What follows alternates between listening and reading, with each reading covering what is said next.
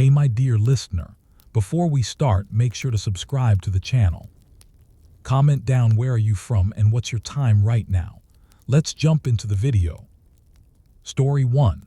The city in the lake life and power in Tenochtitlan before the Spanish.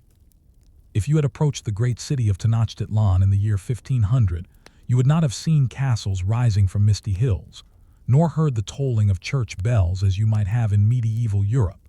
Instead, you would have crossed a wide, shimmering Lake Texcoco by way of a raised stone causeway. The air would have smelled faintly of wet earth and reeds. Canoes would have slipped past you in steady silence, carrying vegetables, flowers, woven cloth, and sometimes firewood stacked in careful bundles. You would have noticed something strange. The city did not seem accidental, it was deliberate, ordered, geometric.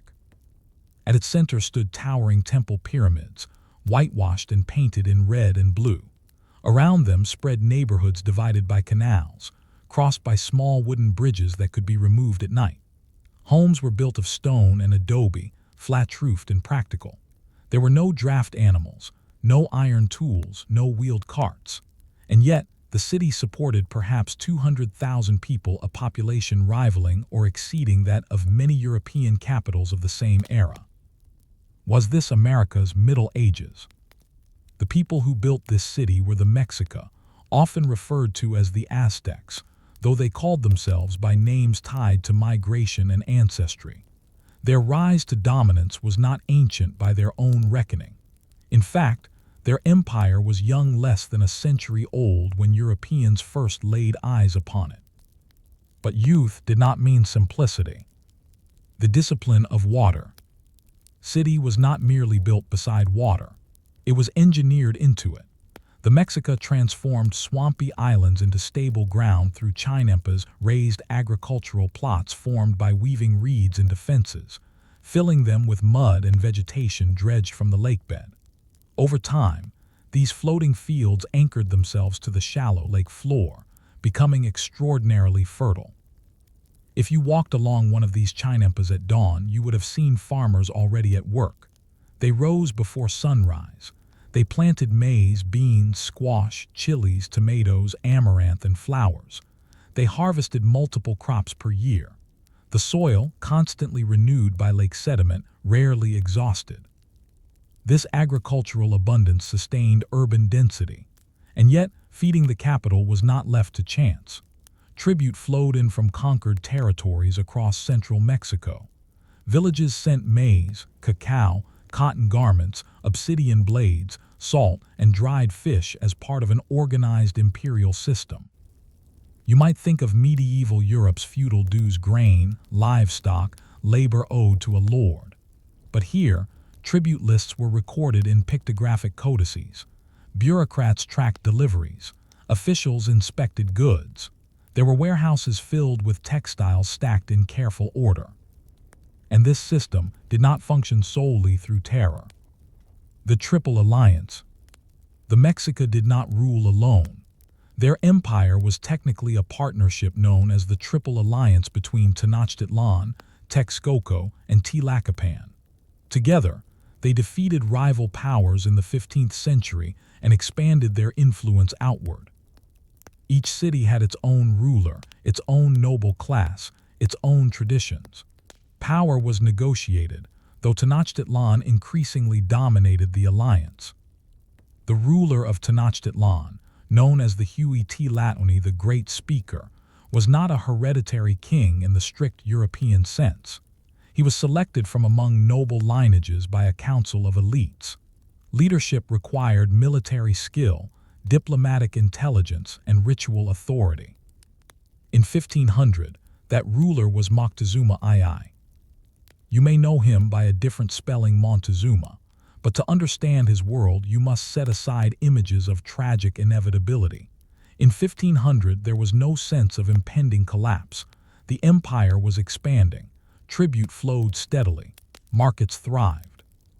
There was no reason to assume the world was about to change. The marketplace at Tlatelolco.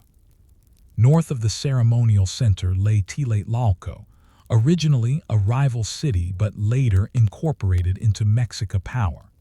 Here stood one of the largest markets in the world at the time. If you arrived mid-morning, you would have found tens of thousands of people gathered in ordered rows. Vendors specialized in specific goods, one area for pottery, another for textiles, another for obsidian blades sharper than steel scalpels. There were sections for slaves, individuals captured in warfare or punished for crimes, and areas for prepared food. Cacao beans functioned as currency in small transactions. Cotton cloaks served as standardized units of larger value. Judges patrolled the marketplace to resolve disputes.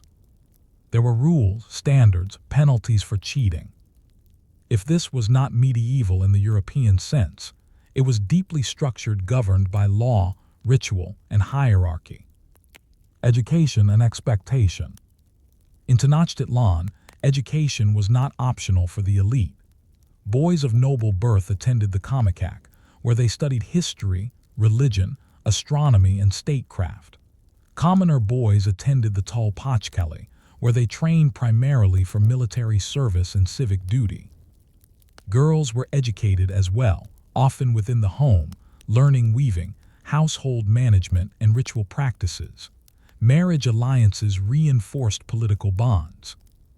Daily life followed rhythms shaped by a complex calendar system, a 365-day solar cycle intertwined with a 260-day ritual cycle. Priests interpreted omens. Ceremonies marked seasonal transitions. Fasting and bloodletting were acts of devotion. And here you might pause, because this is often where modern imagination narrows its focus to sacrifice. The ritual question. Yes, ritual human sacrifice was practiced. Captives taken in war could be offered atop temple pyramids. Hearts were removed in ceremonies meant to sustain cosmic balance. Blood nourished the gods who, in Mexica belief, had sacrificed themselves to set the sun and moon in motion. But if you lived in Tenochtitlan, sacrifice would not have been a daily spectacle. It was ritualized, calendrical, symbolic. It reinforced state ideology and cosmic responsibility. Medieval Europe, too, had spectacles of violence, public executions, crusades, inquisitions. Violence is not unique to any one civilization. The deeper question is structure. Was this society fragmented and feudal, or centralized and imperial? The Mexica state relied on tribute rather than direct administration in many conquered regions. Local rulers often remained in place so long as tribute was paid. This resembles aspects of medieval European vassalage, indirect control through obligation. Yet the capital city was highly centralized. Roads and causeways linked it to surrounding territories. Messengers ran relay routes carrying information across long distances. There were no horses, no iron swords, no gunpowder. And yet, power extended across hundreds of miles. The texture of ordinary life. Imagine for a moment that you are not a noble or a warrior but a common artisan. You live in a modest home of adobe walls and a reed roof. Your wife rises before dawn to grind maize on a stone metate, preparing tortillas for the day. You shape obsidian blades, each flaked carefully to achieve a precise edge. You pay tribute in labor or goods. You attend festivals. You worry about harvest yields. You train occasionally for war, knowing that military success could elevate your social status. You bathe regularly in steam baths called temazcales. You follow dietary rules. You listen to elders recount migration stories of how your people wandered before finding this island, guided by an omen, an eagle perched on a cactus. This is not a story of savagery or primitivism. It is a story of urban planning, agricultural engineering, political negotiation, and ritual obligation. It is, in many ways, as structurally complex as any European kingdom in 1500. A different kind of middle. When historians speak of the Middle Ages, they refer to a period between classical antiquity and early modern transformation in Europe. It is defined by feudal bonds, religious authority, limited centralized states, and agrarian economies. But such periodization does not neatly apply to the Americas. In 1500, city was not emerging from a dark age. It was not waiting for a renaissance. It was operating at full administrative capacity. Its engineers maintained aqueducts bringing fresh water from springs on the mainland. Its causeways were patrolled. Its temples were repainted and repaired. Its scribes recorded tribute lists. Its astronomers tracked Venus. If anything, this was a high imperial moment, confident and expanding. And yet beneath that confidence lay quiet tensions. Conquered city-states resented tribute burdens. Some provided captives for sacrifice unwillingly. Others calculated opportunities for rebellion. The empire's strength depended on perception, on the belief that the Mexica were favored by the gods and invincible in war. Perception, as you know, can shift quickly. In 1500, no one in Tenochtitlan had seen a European ship. No one had heard of Hernan Cortes. The Atlantic world remained unimaginable. The lake waters still reflected temple towers in calm symmetry. The markets still filled each morning with quiet negotiation. The Chinempas still produced steady harvests. From your vantage point on the causeway, the city seems eternal. But empires are rarely as permanent as they appear in their moment of greatest stability. And so you might find yourself wondering, as the sun sets behind distant mountains and the lake darkens to deep blue, how could a city so organized, so deliberate, so confident, stand on the brink of transformation without sensing the fragility beneath its foundations? If you remain standing on the causeway, watching the city settle into evening, you begin to notice something subtle. The surface of power is calm: the white temples, the orderly markets, the canoes gliding through canals, but beneath it lies a quiet and constant labor that keeps the empire intact. Empires, whether in medieval Europe or central Mexico, do not sustain themselves on beauty alone. They depend on grain shipments, disciplined soldiers, obedient tributaries, and belief. In Tenochtitlan around 1500, belief may have been the most fragile element of all. The machinery of tribute. The Mexica Empire was not unified in the way a modern nation-state is unified. It was a network of altipedal city-states, each with its own ruler, traditions, and local loyalties. When conquered, these city-states were usually not destroyed. Their leaders remained in place, provided they paid tribute and acknowledged Mexica supremacy.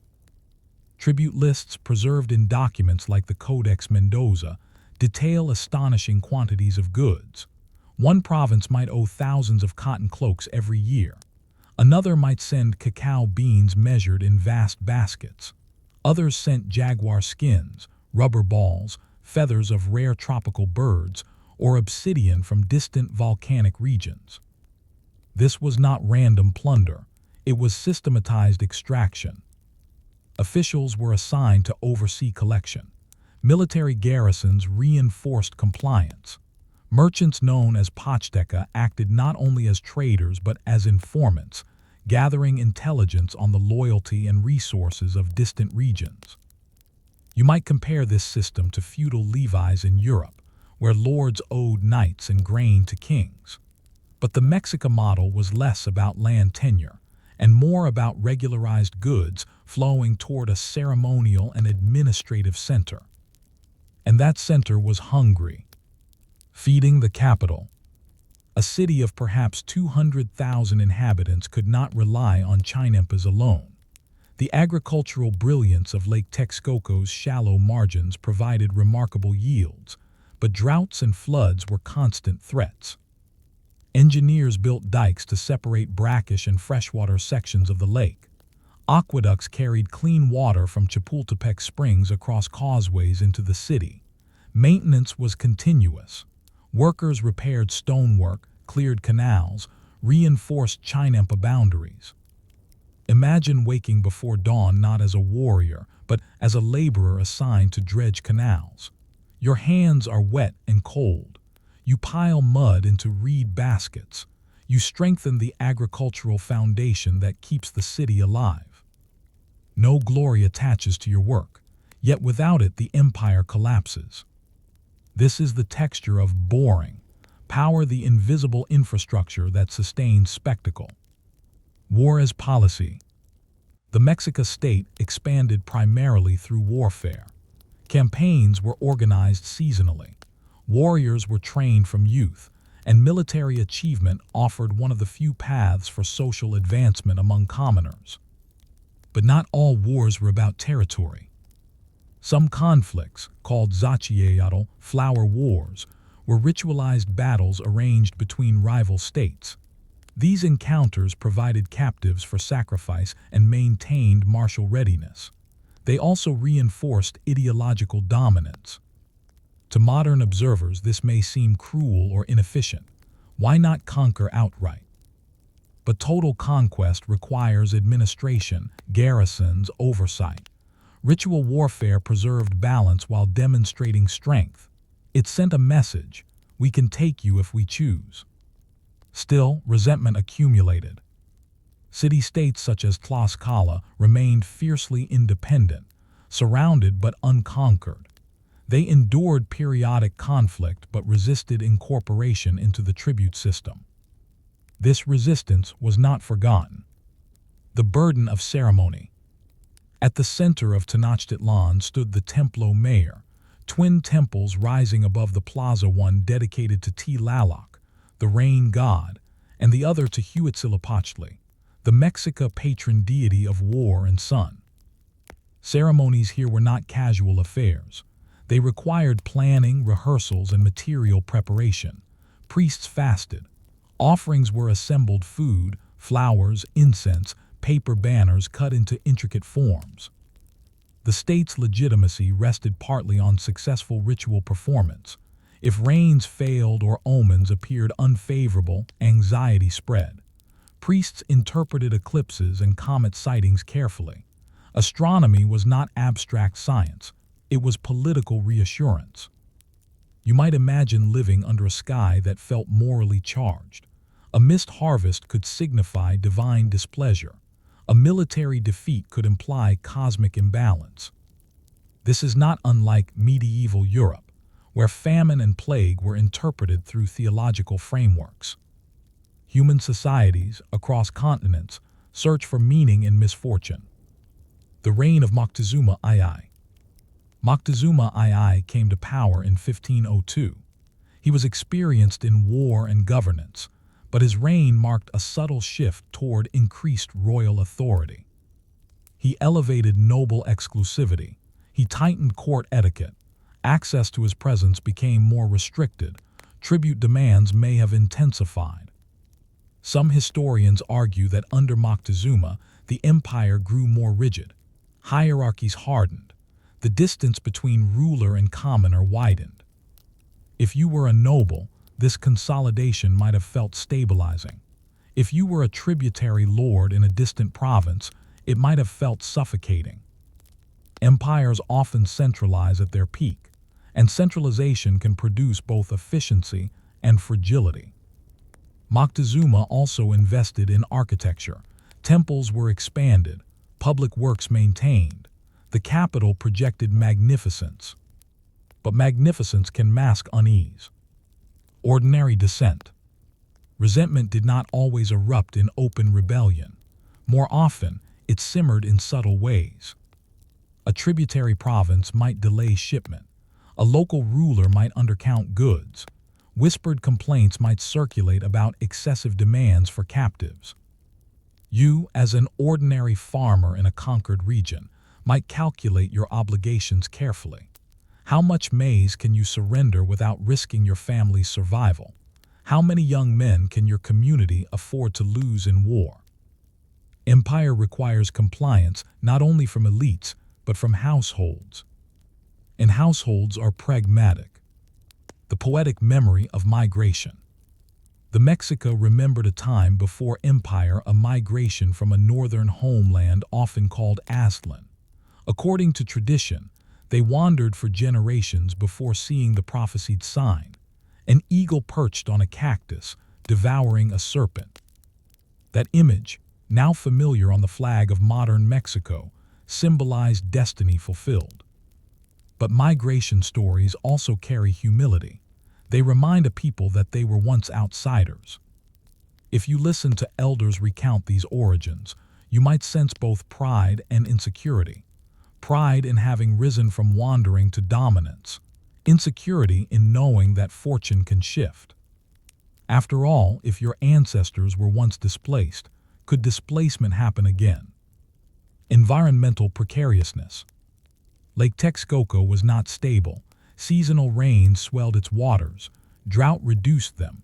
Flood control was a constant concern. In 1500, engineers had already constructed dikes to manage salinity and flooding. But nature does not always obey human design. If a series of poor harvests coincided with heavy tribute demands, the strain on subject territories would intensify.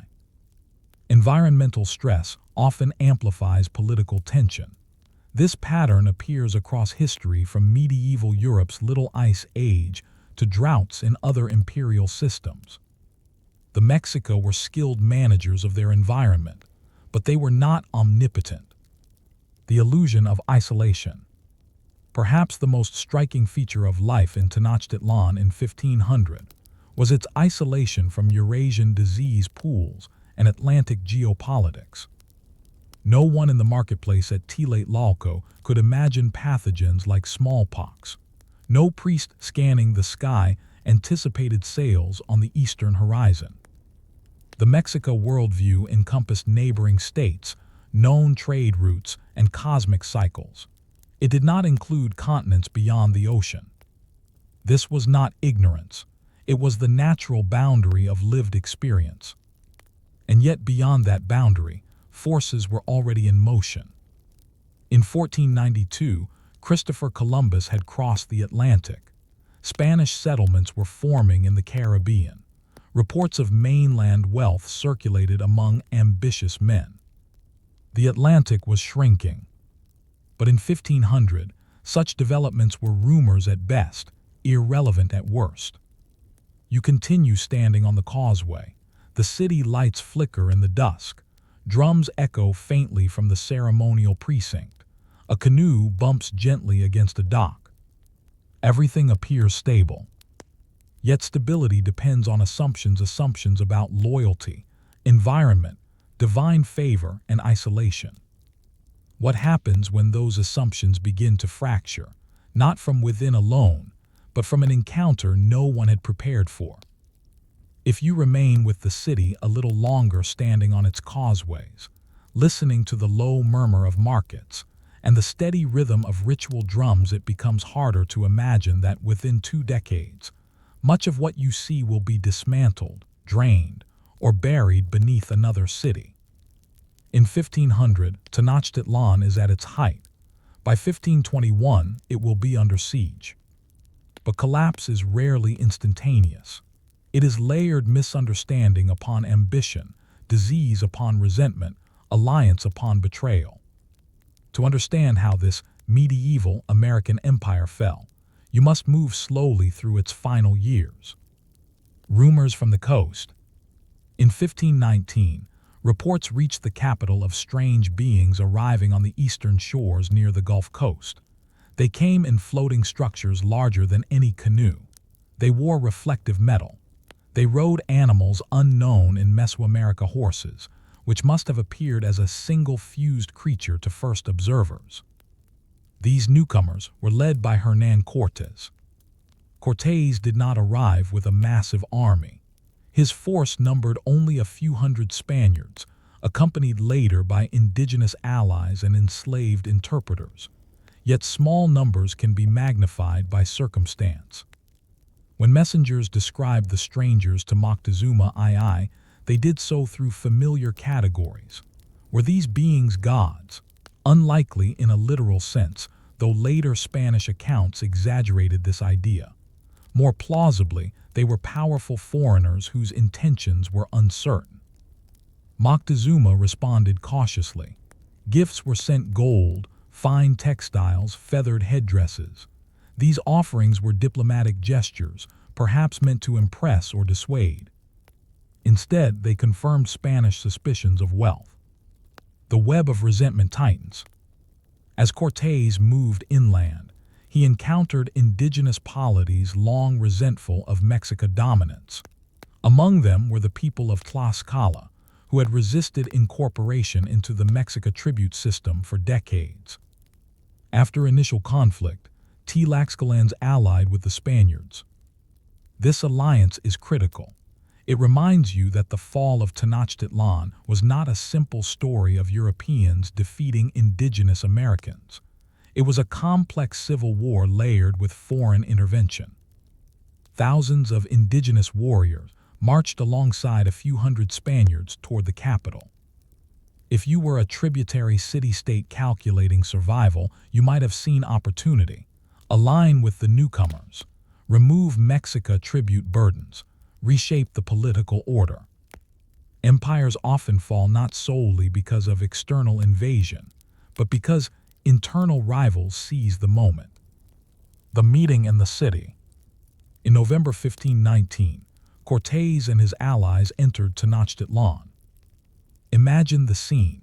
Spaniards walking across the great causeway you stood upon earlier, indigenous allies filling the plazas, Moctezuma emerging in ceremonial attire, carried on a litter, adorned with turquoise and gold. The meeting was formal, restrained. Gifts were exchanged. Lodging was arranged for the Spaniards within the city. For months, an uneasy coexistence persisted. Why did Moctezuma allow them inside? Historians debate this. Perhaps he sought to observe and contain them. Perhaps he calculated that hospitality would assert dominance. Perhaps he underestimated the willingness of Cortés to destabilize the entire political order. Within weeks, Cortés placed Moctezuma under house arrest. The emperor remained a symbolic ruler, but operated under Spanish supervision. The psychological shock of this development is difficult to overstate. The Huey T. Latony, the great speaker, constrained within his own palace. Belief, the invisible glue of empire, began to crack. Smallpox arrives. In 1520, a far more devastating force entered the city, smallpox. The disease likely arrived with Spanish reinforcements from Cuba. It spread rapidly among a population with no prior exposure or immunity. You can imagine the confusion. Fever, pustules, blindness, entire households incapacitated, priests unable to perform rituals, warriors too weak to stand. Unlike military defeat, disease does not negotiate. Smallpox killed indiscriminately nobles and commoners alike. It disrupted supply lines. It deepened fear. Moctezuma himself died in 1520 during the turmoil, whether from wounds inflicted by his own people during unrest or killed by Spaniards remains debated. Leadership passed to Cuitlahuac, who also died of smallpox shortly thereafter. In the span of a year, the empire lost its ruler and many of its experienced leaders. Empires can survive military setbacks. They struggle to survive demographic collapse. The sea. After a temporary Spanish retreat known as La Noche Triste, Cortés regrouped with indigenous allies and prepared for a sustained assault. He ordered the construction of brigantines, small ships, assembled on the shores of Lake Texcoco to control the waters around the island city. The siege of Tenochtitlan in 1521 was methodical. Causeways were attacked, aqueducts were cut, food supplies dwindled. You, as an ordinary resident, would have faced starvation before you faced Spanish steel. Canoes attempting to bring maize into the city were intercepted. Chinampas were destroyed or seized. Famine erodes morale. Day after day, fighting continued in canals and narrow streets. Bridges were dismantled and rebuilt. Corpses accumulated in the water. The city that had once seemed invulnerable, geometric, ordered, radiant, became fragmented.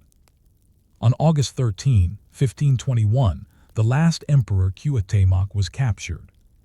Tenochtitlan fell. The transformation of the lake. After victory, the Spaniards did not abandon the site. They dismantled temples and constructed a new colonial capital atop the ruins, Mexico City. Over time, Lake Texcoco was drained to control flooding and create stable foundations for European-style buildings. The Chinampas persisted in reduced form, but the hydraulic landscape changed irreversibly. Where once you would have traveled by canoe through canals, today traffic moves through paved avenues. The Templo Mayor lies partially excavated, its stones once incorporated into colonial churches. The city did not vanish entirely, it was overwritten. Was this a Middle Ages? If you step back from the smoke and rubble of 1521, you might return to the original question. Was there a Middle Ages in America? Tenochtitlan was not medieval Europe. It had no feudal knights in armor, no cathedrals ringing bells across countryside fields. Yet it possessed features often associated with medieval complexity. Stratified social hierarchy, tribute-based imperial networks, monumental religious architecture, agricultural innovation sustaining dense populations, warfare intertwined with ideology, limited long-distance awareness beyond its known world. It was not behind Europe, it was on its own trajectory. If anything, labeling it medieval risks misunderstanding it. The Mexico world was neither precursor to modernity nor relic of antiquity. It was a functioning, evolving civilization. Its fall did not occur because it lacked iron or horses alone. It fell because internal political tensions intersected with external ambition and biological catastrophe. Human resilience appears even in defeat. Indigenous communities survived. Languages persisted. Cultural memory adapted. The descendants of the Mexica still live in Mexico today, carrying traditions reshaped but not erased. And so, as you imagine the lake once more, its waters reflecting temple walls, you may find yourself reconsidering the word middle. Perhaps history is not a straight line moving from darkness to light. Perhaps different regions move through cycles of consolidation, expansion, crisis, and renewal at different times. When Europeans arrived, they did not discover a continent waiting for history to begin. They encountered empires already deep in their own stories. And if Tenochtitlan could rise from a swampy island to imperial splendor in less than 2 centuries, what other, forgotten, centers of power across the Americas might also challenge the idea that the Middle Ages belonged only to Europe? Story 2. Lords of the Forest, the Maya after the classic collapse.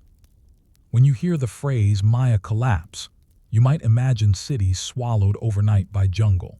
You might picture temples abandoned in dramatic silence, their plazas empty, their rulers vanished.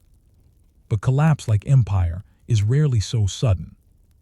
If you walk slowly through the forests of the Yucatan Peninsula around the year 1000 long after what scholars call the classic period, you would still find cities alive with ceremony, trade, and governance.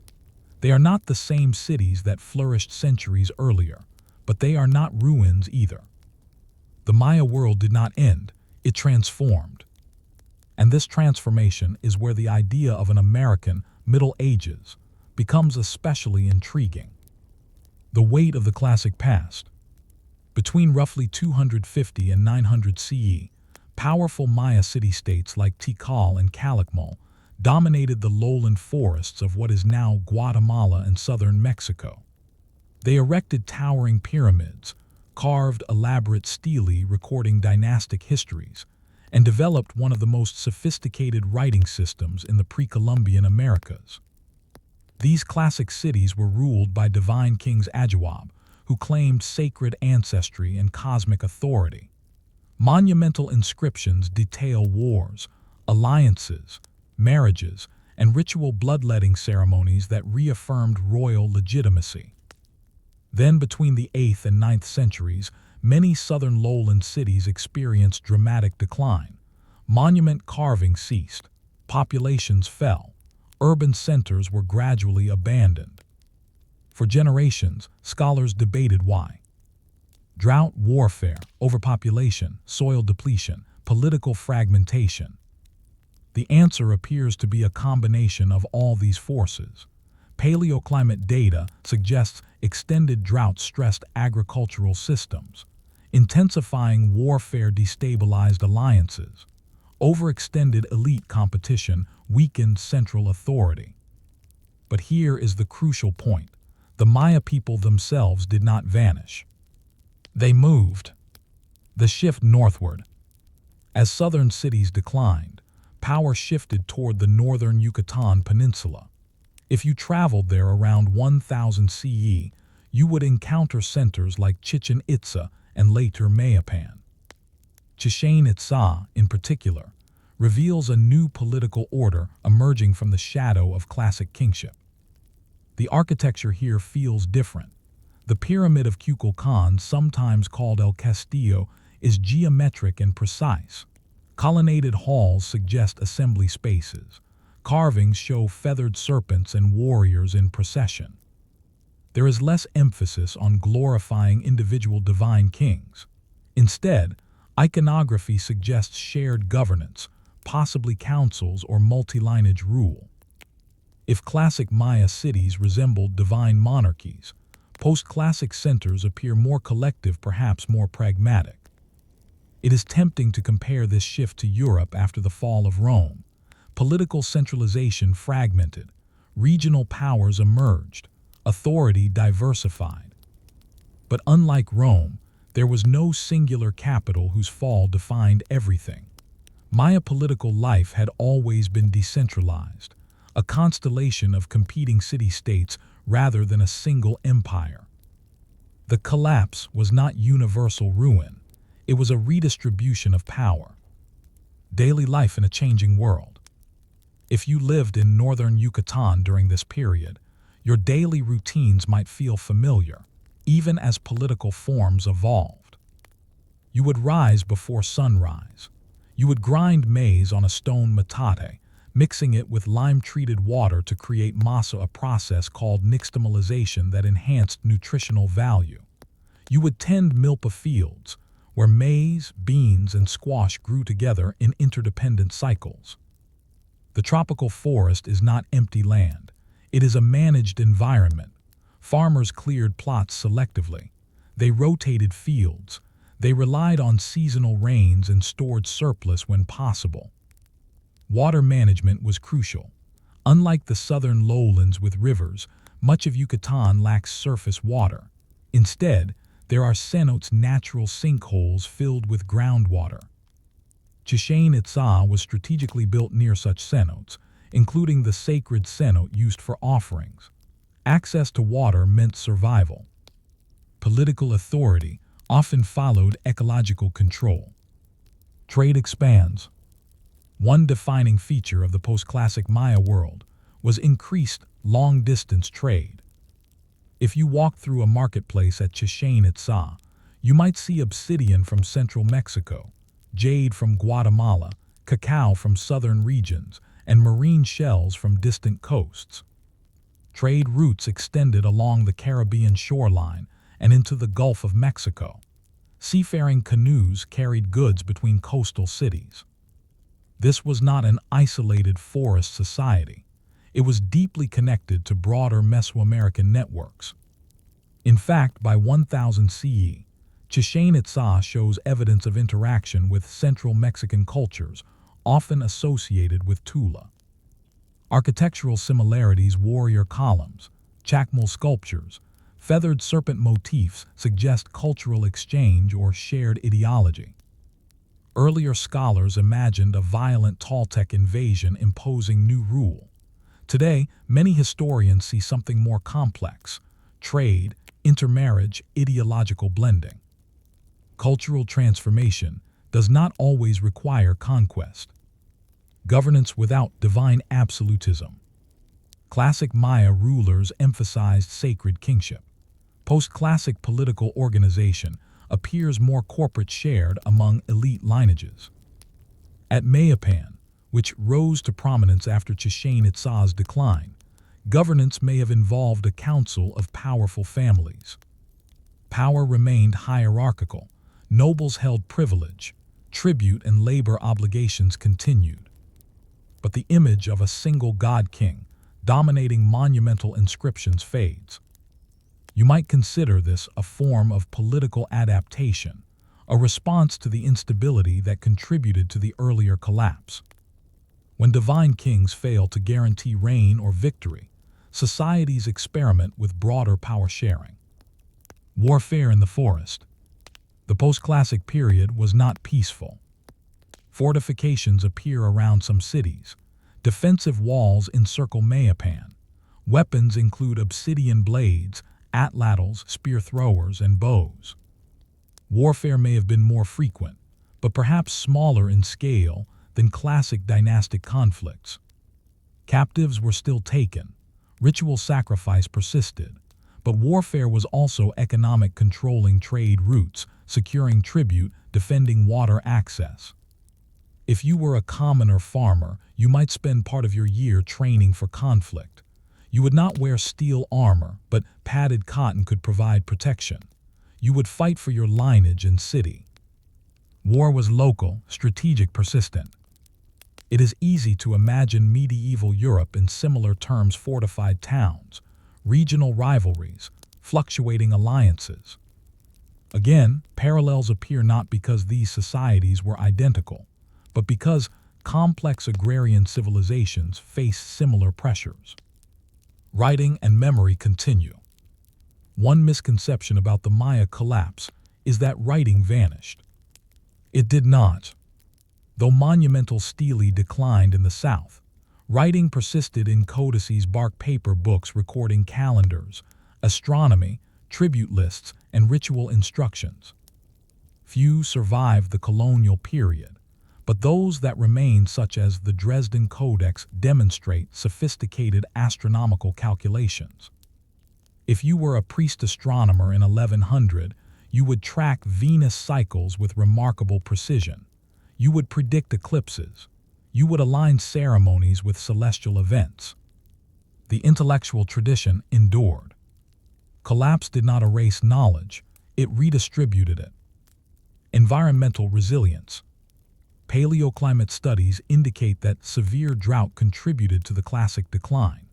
Yet northern centers adapted by relying more heavily on cenotes and water storage systems called chultons. Agricultural strategies diversified. Communities adjusted settlement patterns. This resilience challenges older narratives of environmental determinism. Yes, drought-stressed systems, but political rigidity and elite competition amplified vulnerability. Adaptability, not perfection, determines survival. A world without Europeans.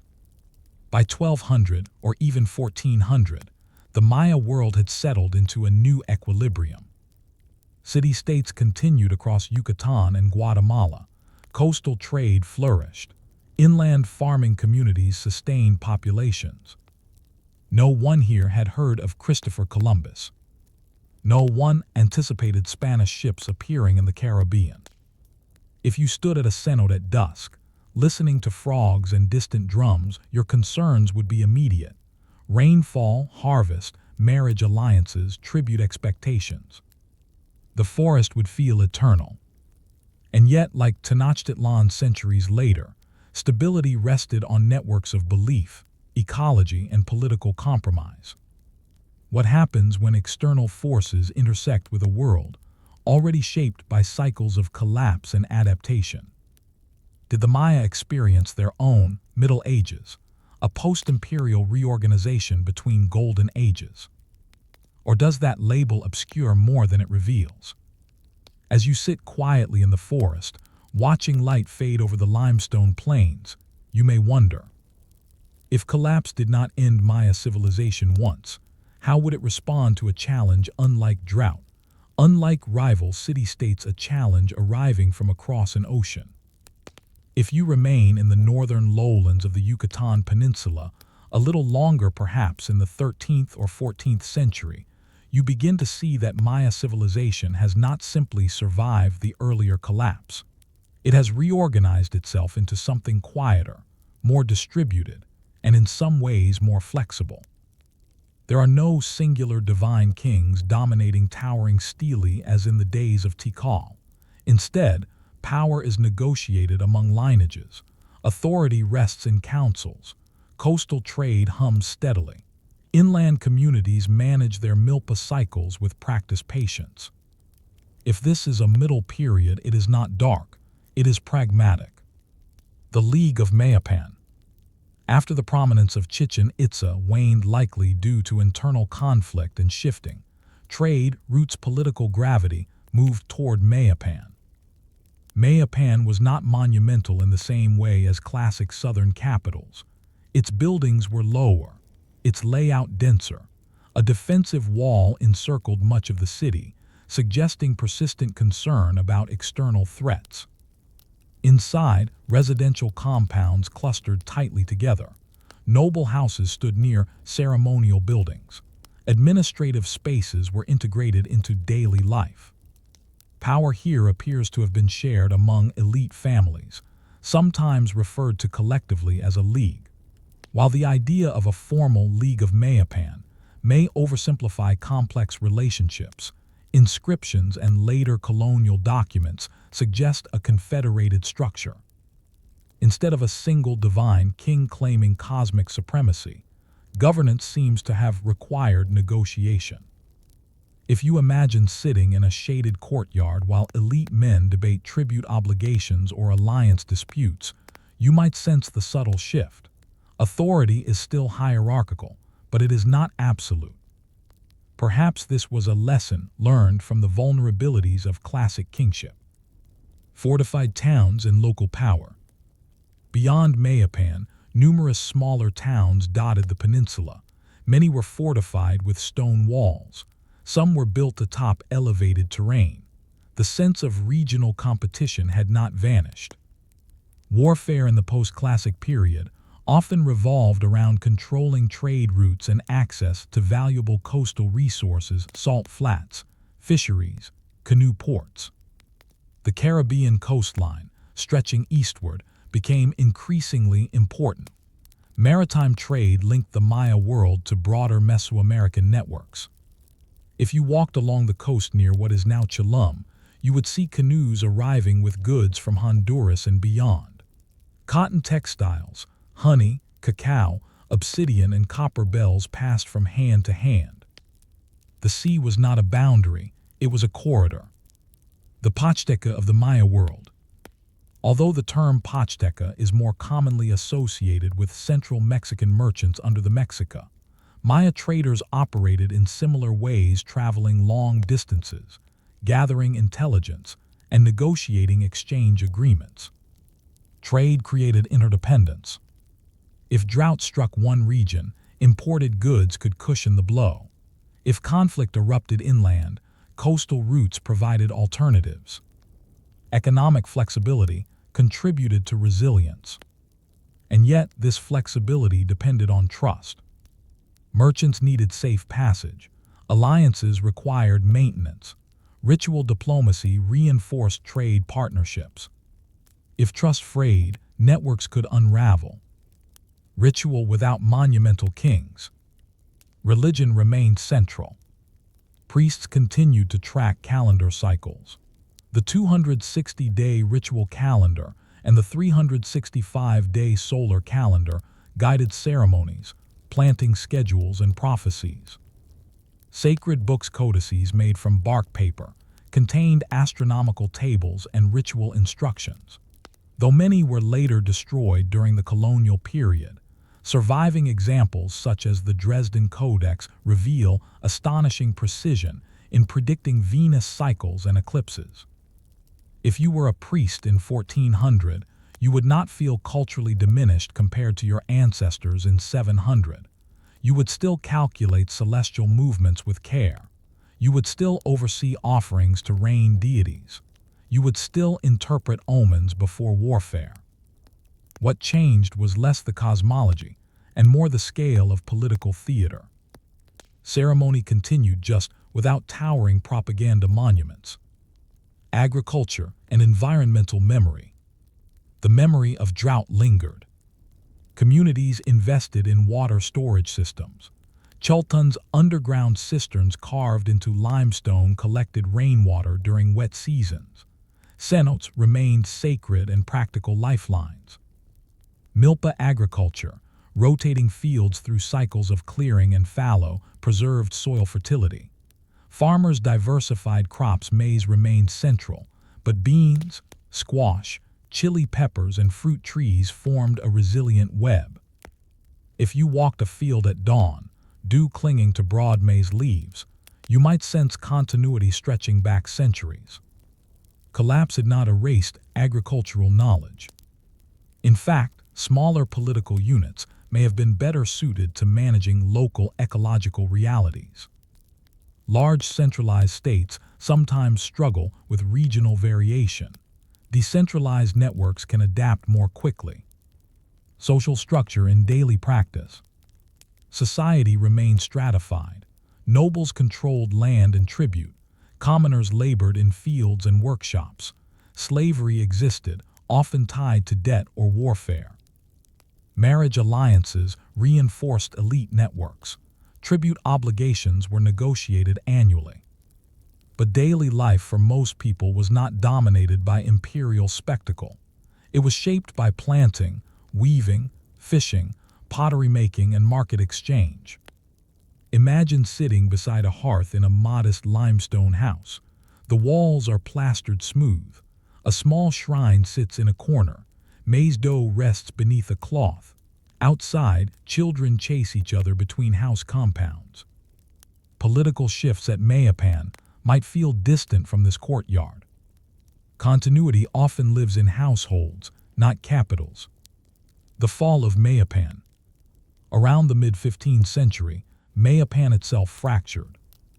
Internal disputes among elite lineages erupted into violence.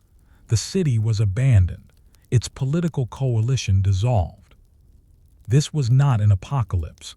Populations dispersed into smaller polities across Yucatan. Regional centers like Mani, Saduda, and others rose in prominence. Once again, political fragmentation replaced centralization. If you trace this pattern: consolidation, tension, fragmentation, adaptation, you might notice its familiarity. Medieval Europe experienced similar oscillations between empire and regionalism. Yet the Maya cycles were driven by their own ecological, cultural, and political dynamics. History does not repeat in identical form. It rhymes through structural pressures. On the eve of contact.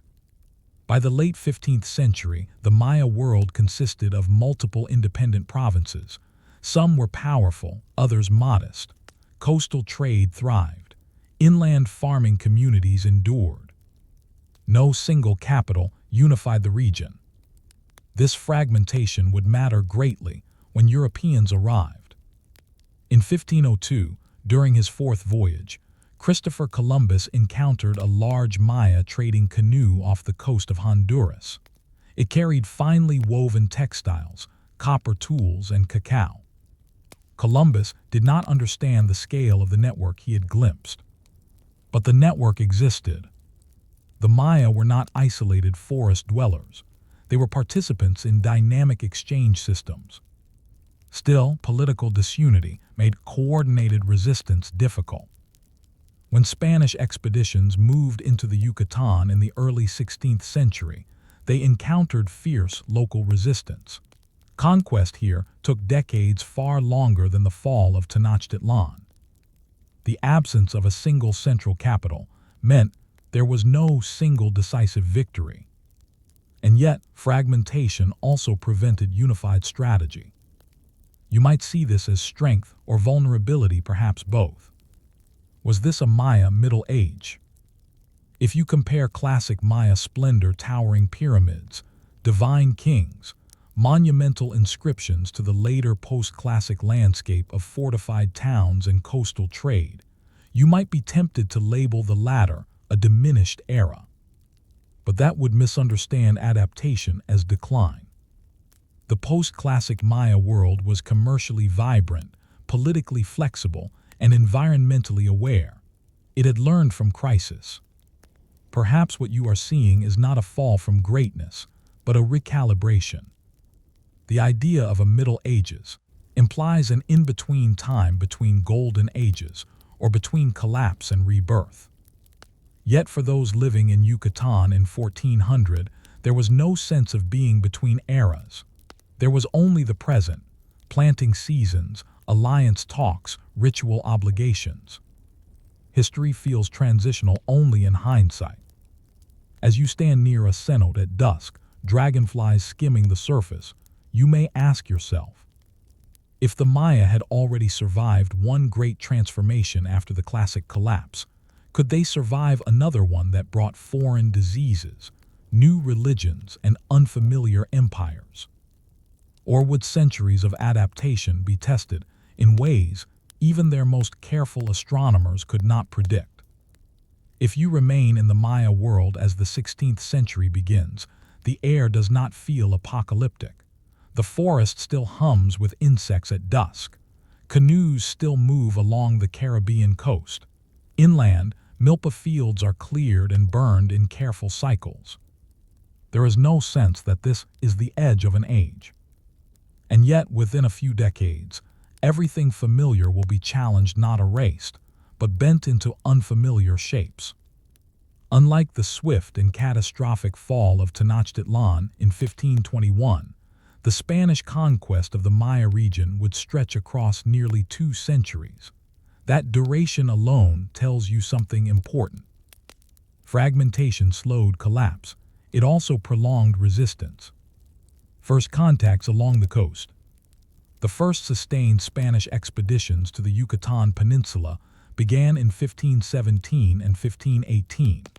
Explorers encountered coastal towns with stone buildings and defensive walls.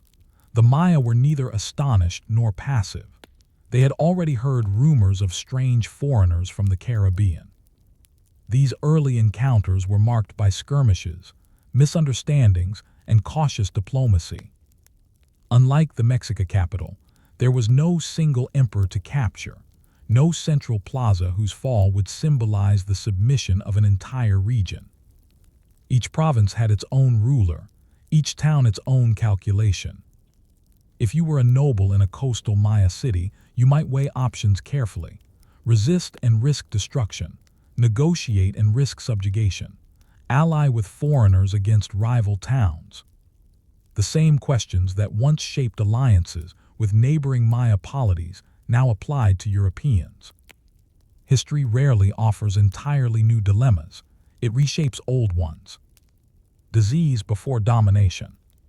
Smallpox, measles, and influenza moved faster than Spanish soldiers.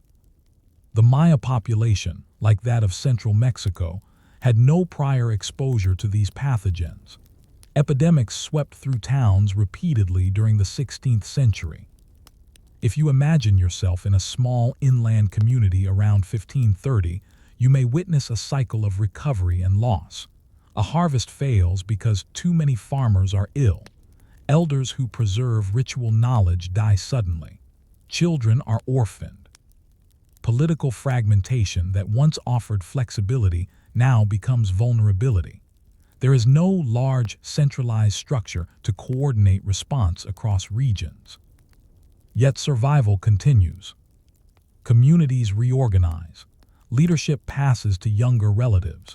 Ritual specialists adapt ceremonies to interpret new catastrophes. Disease reduces population drastically in some areas, by more than half, but it does not eliminate identity. The slow conquest. The Spanish strategy in Yucatan differed from that used against the Mexica. Without a central capital to seize, they relied on piecemeal campaigns and missionary networks. Franciscan friars established missions in various towns, seeking conversion rather than immediate large-scale destruction. Churches were built atop former ceremonial spaces, symbolically replacing older religious centers. but conversion was rarely complete or simple.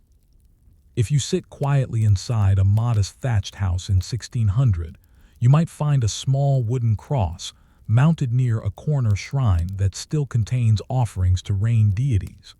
Ritual life blended rather than vanished. Syncretism, the merging of religious traditions, became a strategy of survival. The Spanish crown technically claimed authority, but enforcement varied widely. Many inland communities remained semi-autonomous for decades. One of the most remarkable examples of prolonged independence occurred at Najpin, capital of the Itzá Maya in present-day Guatemala.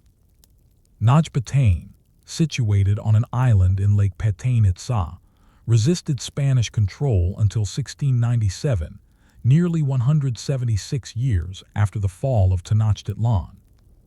Let that sink in. While colonial cities flourished elsewhere, while European powers redrew maps across continents, a Maya kingdom persisted in relative independence deep within the forest. The Spanish finally conquered Najpatane only after building boats to cross the lake, a faint echo of the brigantines Cortés, assembled on Lake Texcoco generations earlier. Even then, conquest was not cultural annihilation. Writing under watchful eyes. One of the great tragedies of the colonial encounter was the destruction of many Maya codices. In 1562, Bishop Diego de Landa ordered the burning of numerous manuscripts, deeming them idolatrous. He later attempted to document aspects of Maya language and culture, unintentionally preserving key information that would help modern scholars decipher the script. This contradiction, destruction, and preservation intertwined reflects the complexity of colonial contact. Even as codices were burned, Maya scribes began composing new texts in alphabetic script, using the Latin alphabet introduced by missionaries. Books such as the Popol Vuh, recorded in the Kayich Maya region, preserved creation stories, heroic myths, and dynastic histories. Writing adapted. The intellectual tradition endured beneath imposed structures. Everyday endurance. It is tempting to narrate conquest through battles and decrees, but endurance lives in smaller details. You wake before dawn in 1650 in a Maya village nominally under Spanish jurisdiction. You pay tribute now in different forms, perhaps labor for a colonial estate, perhaps agricultural goods demanded by a local encomendero. Yet you still plant maize in milpa cycles. You still speak Yucatec or Kayich at home. You still consult elders about auspicious days. Your clothing may incorporate Spanish elements. You may attend Mass occasionally, but identity is not erased by external rule. Colonial systems impose hierarchies, but they rely on local intermediaries. Indigenous nobles often retained authority as community leaders under Spanish oversight. This continuity of local leadership buffered cultural extinction. Rebellions and memory. Resistance did not vanish after initial conquest. Throughout the colonial period, Maya communities rebelled periodically against taxation, forced labor, and religious suppression. The caste war of Yucatan in the 19th centuries, after first contact, demonstrated the depth of unresolved grievances and persistent identity. Though beyond our immediate time frame, it reminds you that conquest is not a single event. It is an ongoing negotiation of power. The forest remembers. Rethinking collapse. When scholars once spoke of the classic collapse, they often framed it as a civilizational failure. When early European chroniclers described the colonial conquest, they sometimes framed it as inevitable triumph. Both narratives oversimplify. The Maya experienced political decentralization, environmental stress, foreign invasion, epidemic disease, religious transformation, and economic restructuring. And yet, Maya languages are still spoken by millions today. Ceremonial calendars continue in some communities. Agricultural knowledge persists. identity endures.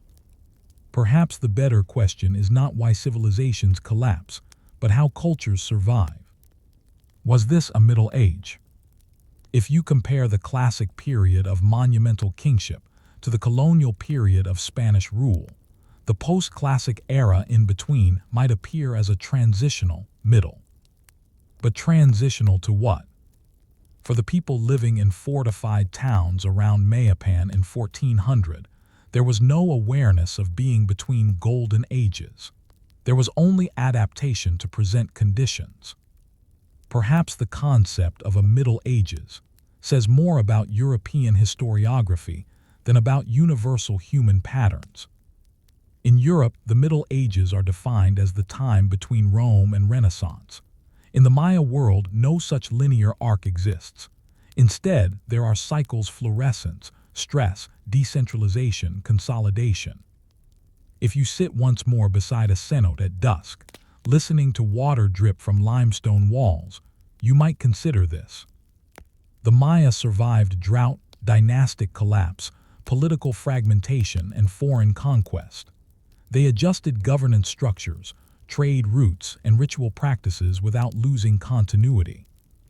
Is that not resilience of the highest order? And if resilience defines civilization more than monument size or imperial reach, then perhaps the forest holds a different lesson about what it means to endure history. Story 3. The Road of the Inca Bureaucracy Without Writing. If you begin your journey in the high Andes around the year 1500, the first thing you notice is the air. It is thin, sharp, and cool, even under a bright sun. The mountains rise in layered ridges, their peaks dusted with snow. Terraces cling to slopes at improbable angles. Llamas move slowly along narrow paths, their hooves sure on stone. And then you see the road. It stretches ahead in deliberate lines, sometimes paved, sometimes cut directly into bedrock, sometimes ascending in steep stone staircases that defy comfort. In places, it spans deep gorges by way of woven suspension bridges made of grass fiber. In others, it runs arrow-straight across high plateaus. This is the Quhapac Nyan, the Great Road of the Inca. It links deserts, forests, mountains, and coastlines across thousands of kilometers. It binds together what may have been the largest empire in the pre-Columbian Americas. Tawantinsuyu, the Four Quarters, ruled from the capital at Cusco. If Europe in 1500 was emerging from its medieval period into early modern consolidation, the Inca state was at its peak. But what kind of empire was this? It had no alphabetic writing system, no iron tools, no horses, no wheeled transport. And yet it administered millions of people across some of the most challenging terrain on Earth. Was this an Andean Middle Age, or something entirely different? The view from Cusco. If you stand in Cusco in 1500, you stand at the symbolic center of the world. The city itself is shaped, according to some traditions, like a puma, sacred and powerful. Massive stone walls fitted with extraordinary precision form the foundations of temples and palaces. The most sacred site, the Coricancha, once gleamed with sheets of gold reflecting sunlight. Gold here was not currency. It was sacred material, the sweat of the sun god Inti. The Inca ruler, known as the Sapa Inca, was considered the living descendant of Inti. His authority was divine and absolute in theory. In practice, governance required structure. Tawantinsuyu, the Four Quarters. The empire was divided into 4 regions radiating from Cusco: Chinchaysuyu to the northwest, Antasuyu to the northeast, Calasuyu to the southeast, and Kuntasuyu to the southwest. Each quarter encompassed diverse ecological zones: coastal deserts, high mountain plateaus, cloud forests, and fertile valleys. This ecological diversity was not incidental, it was strategic. Andean societies long practiced what anthropologist John Murrah called the vertical archipelago model, maintaining access to multiple ecological tiers to ensure resource diversity. Highland communities sought maize from lower valleys. Coastal communities traded for highland potatoes and wool. The Inca state expanded this model on an imperial scale. If you were a farmer in a highland village, your community might be relocated temporarily or permanently to cultivate maize in warmer valleys. This system, known as mitma, redistributed populations to strengthen state control and resource production. Relocation was disruptive. It also spread language and loyalty. Labor as taxation. The Inca did not collect taxes in coin. They collected labor. This system, known as mita, required communities to provide workers for state projects: road construction, terrace building, mining, military service. If you were selected for mita duty, you might leave your home for weeks or months. You would join crews repairing sections of the Quhapak Nyan or constructing storehouses called quilcas. These storehouses, positioned strategically along roads, held dried maize, potatoes often freeze-dried into chuño, textiles, weapons, and other goods. The state redistributed these supplies during military campaigns or times of famine. This labor tax resembled feudal obligations in medieval Europe, in some ways peasants owing service to a lord, but it operated without private land ownership as Europeans understood it. Land was organized through ailu, kin-based community groups. Each ailu held land collectively, allocating plots seasonally among families. The state claimed ultimate authority, but relied on local structures to manage daily production. Bureaucracy without writing. Perhaps the most fascinating feature of the Inca state is its administrative system without alphabetic writing. Instead, officials used quipu, knotted strings made of khat or camelid fiber, to record numerical data. A quipu consists of a primary cord from which hang subsidiary cords tied in specific knot patterns. The position and type of knot correspond to decimal values. Colors may represent categories of goods or populations. If you were a quipucamiak, a trained keeper of quipu, you would memorize not only numeric data but contextual information attached to each cord. You would track census counts, tribute obligations, storehouse inventories, and labor rotations. Some scholars believe quipu may have encoded narrative information beyond numbers, though this remains debated. Even without a phonetic script, the Inca maintained detailed administrative oversight. Imagine a medieval European kingdom attempting to function without parchment records. It seems improbable. And yet here in the Andes, memory and not replaced ink. Engineering against gravity. The Andean environment is unforgiving. Fields must be carved into terraces to prevent erosion. Irrigation canals must redirect glacial meltwater carefully. Frost can kill crops overnight at high elevations. The Inca inherited and expanded agricultural techniques developed by earlier cultures. Terracing systems transformed steep hillsides into productive land. If you walk along a terrace at 3,500 meters above sea level, you notice how stones retain daytime heat, releasing it slowly at night to protect crops from frost. This is not accidental. It is accumulated environmental knowledge. Similarly, road construction across mountains required precise grading. Stone steps were cut into slopes. Retaining walls stabilized paths.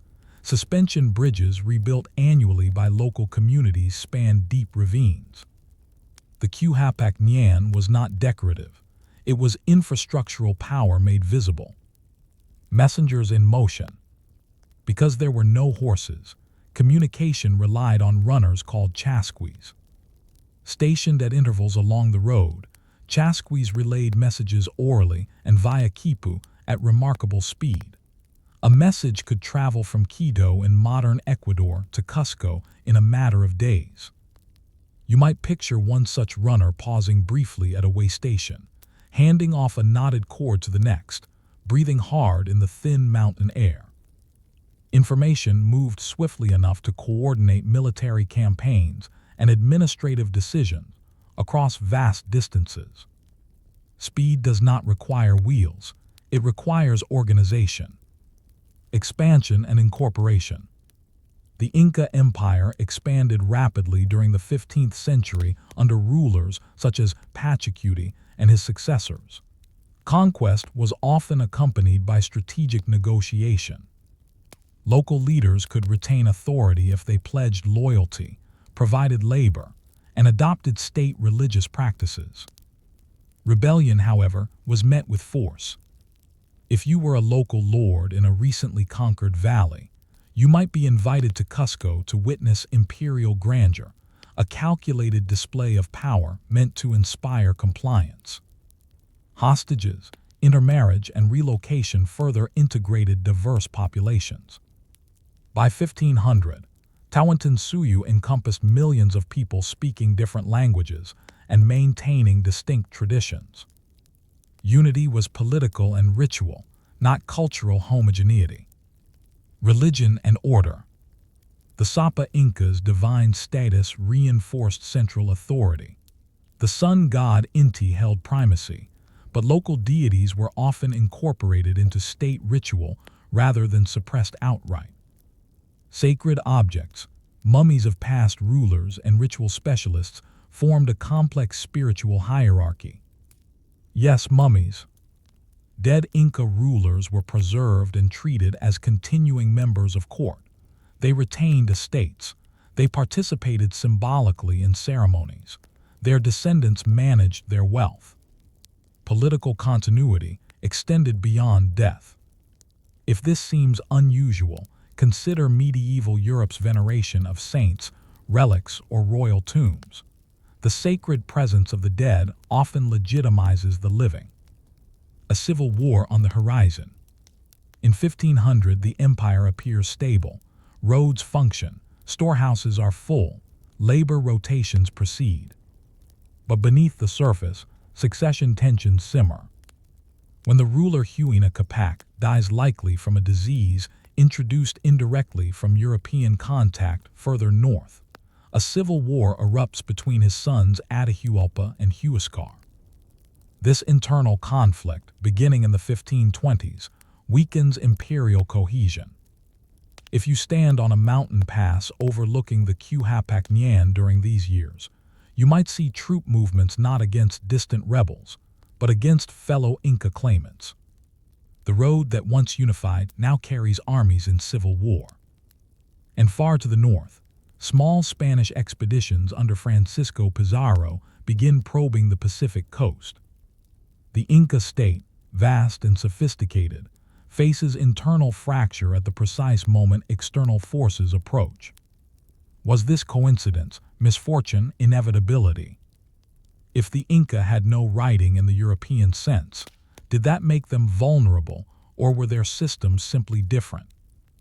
As wind whistles across the high plateau and the road stretches endlessly toward the horizon, you might find yourself wondering, can a bureaucracy built on labor, memory, and stone withstand both civil war and foreign invasion at once? If you continue walking along the Quhapac Nian in the early 1520s, the road no longer feels like a symbol of calm administration. It feels tense. Messengers still run. Storehouses still stand full in the dry mountain air. Terraces still hold potatoes and quinoa in neat green bands along the slopes, but the empire Tawantinsuyu is divided. When the Sapa Inca Huayna Capac died, likely around 1525, he left no uncontested successor. Disease, almost certainly smallpox carried southward from earlier European contacts in Central America, had already begun to move through the northern Andes before any Spaniard entered the Inca heartland. The empire was wounded before it knew its enemy. Huayna Capac's sons Huascar and Atahualpa claimed the throne. Huascar held Cusco, the traditional capital. Atahualpa, supported by seasoned generals in the north, controlled Quito and much of the army. The civil war that followed did not destroy the road system, it used it. Armies on the Quhapec-Nyan. The same stone highways that once moved census data and tribute now carried troops. If you stand beside the road near a mountain pass, you might see lines of soldiers in quilted armor, armed with slings, clubs, and spears tipped with bronze or hardened stone. Llamas carry supplies. Officers relay commands. The Inca army was large and disciplined. Conquered peoples were required to provide soldiers as part of the mida labor tax. Campaigns were organized, strategic, relentless. The Civil War was brutal. Battles were fought across highland valleys and along coastal plains. Loyalty fractured along regional lines. If you were a farmer conscripted into service, your concern would not be dynastic legitimacy. It would be survival. You would march where ordered. You would sleep in cold camps. You would hope your Ailu remained protected in your absence. Civil wars are exhausting. They drain storehouses and morale alike. The victory of Atahualpa. By 1532, Atahualpa emerged victorious. Huascar was captured. The northern generals had prevailed. Atahualpa stood poised to consolidate power across the empire. He did not immediately rush to Cusco. Instead, he remained in the northern highlands, resting his forces near the town of Cajamarca. You might imagine him confident. The rebellion was crushed. The road system remained intact. Storehouses were full enough. The divine mandate seemed secure. But events were unfolding along the Pacific coast that would alter everything. A small Spanish force under Francisco Pizarro had been exploring the region for several years. Pizarro had heard of a wealthy empire inland. He had seen evidence of organized states and rich textiles. He did not command a massive army, perhaps 168 men at Cajamarca, but he possessed steel weapons, firearms, horses, and experience from earlier campaigns in Central America. More importantly, he arrived at a moment of internal exhaustion. Cajamarca, a calculated encounter. In November 1532, Atahualpa agreed to meet the Spaniards in Cajamarca. Why? Perhaps he saw them as minor foreign envoys. Perhaps he underestimated their ambition. Perhaps he believed his numerical superiority ensured safety.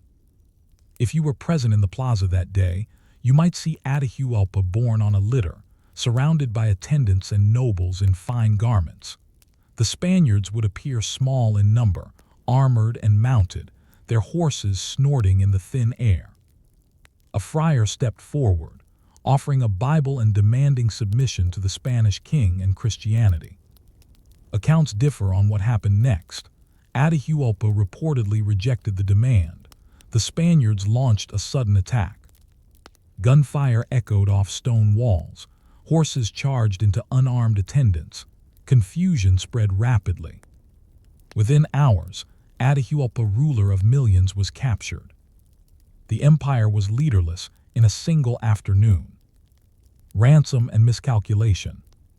In captivity, Atahualpa offered a ransom. He would fill a room with gold and twice with silver in exchange for his release. Across the Andes, precious objects were stripped from temples and storehouses.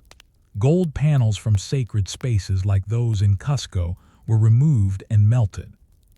The Spaniards received the ransom. They executed Atahualpa anyway in 1533. The divine son of the sun was gone. If you stand on the Quhapec-Nyan after this news spreads, you might sense disbelief. The Sapa Inca, captured and killed by fewer than 200 foreigners. It is not simply military defeat, it is cosmological rupture. Why did the empire fall so quickly? The Inca state was vast, organized, and materially rich. Why did it collapse within a few years of Spanish arrival? The answer lies not in technological inferiority alone.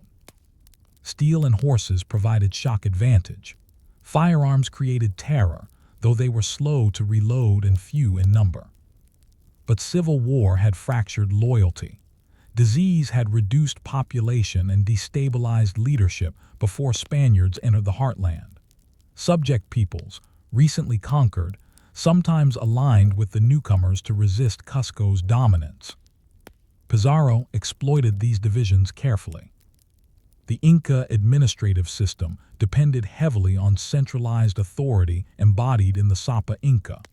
Once that embodiment was removed, succession chaos intensified. The road system, once an instrument of unity, now carried competing claims and Spanish detachments. Bureaucracy without writing had functioned efficiently under stable leadership. In crisis, oral transmission and regional autonomy may have slowed coordinated resistance. And yet, resistance did occur. The retreat to the forest. After Cusco fell to Spanish forces in 1533, members of the royal lineage fled to Vilcabamba, a remote region in the Andean forest. There, a Neo-Inca state persisted for nearly 4 decades. Rulers such as Manco Inca attempted to organize rebellion. They used the terrain strategically, retreating into mountainous strongholds. Spanish settlements struggled with unfamiliar climates and stretched supply lines. The empire had not evaporated, it had contracted.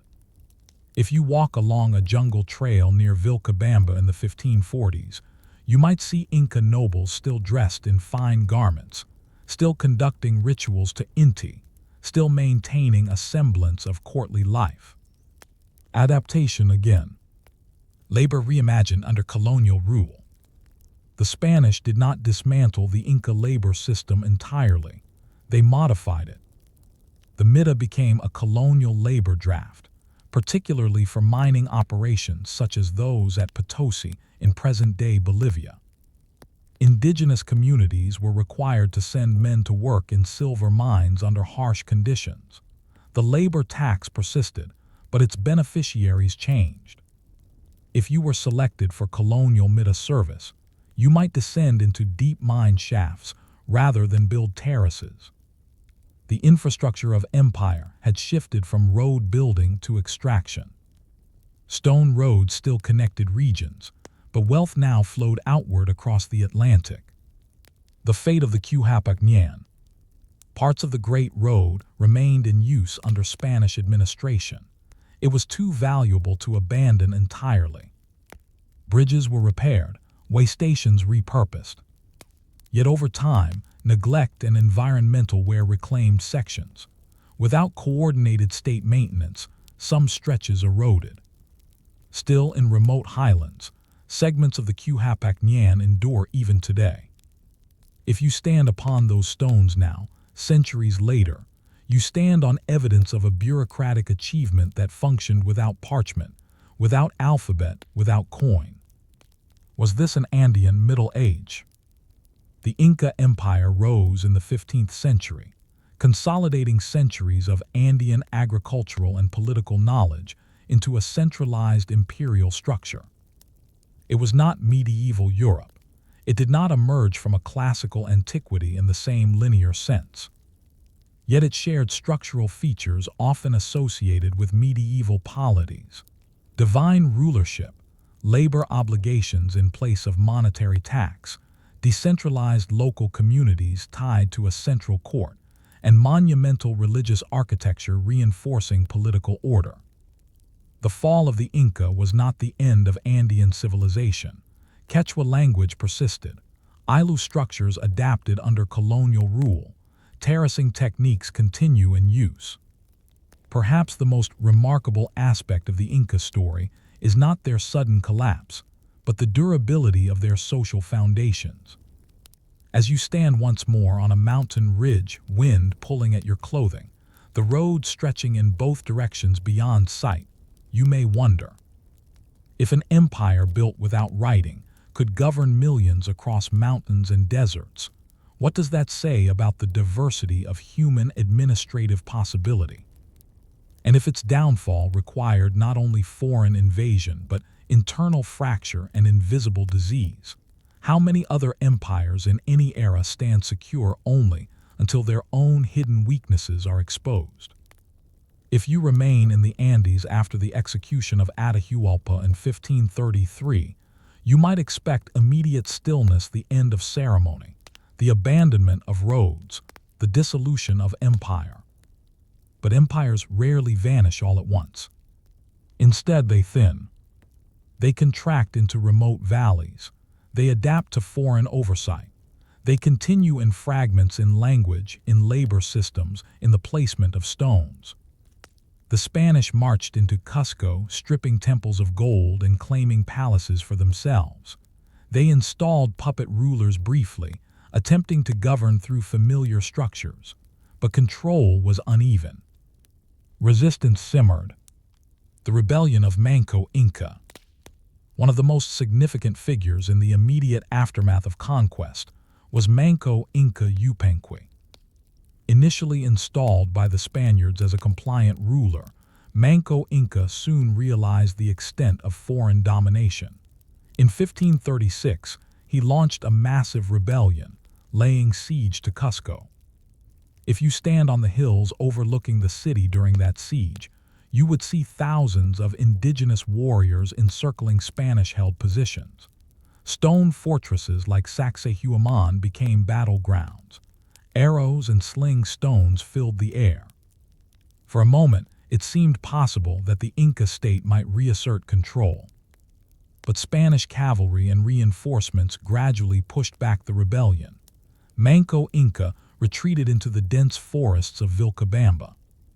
There, in rugged terrain difficult for Spanish forces to penetrate, a Neo-Inca state endured. Vilcabamba, a court in exile. Vilcabamba was not the imperial capital of old. It was smaller, more precarious, and geographically isolated, but it preserved ritual continuity. In the forested valleys, Sapa Inca successors maintained ceremonies to Inti. Nobles upheld courtly traditions.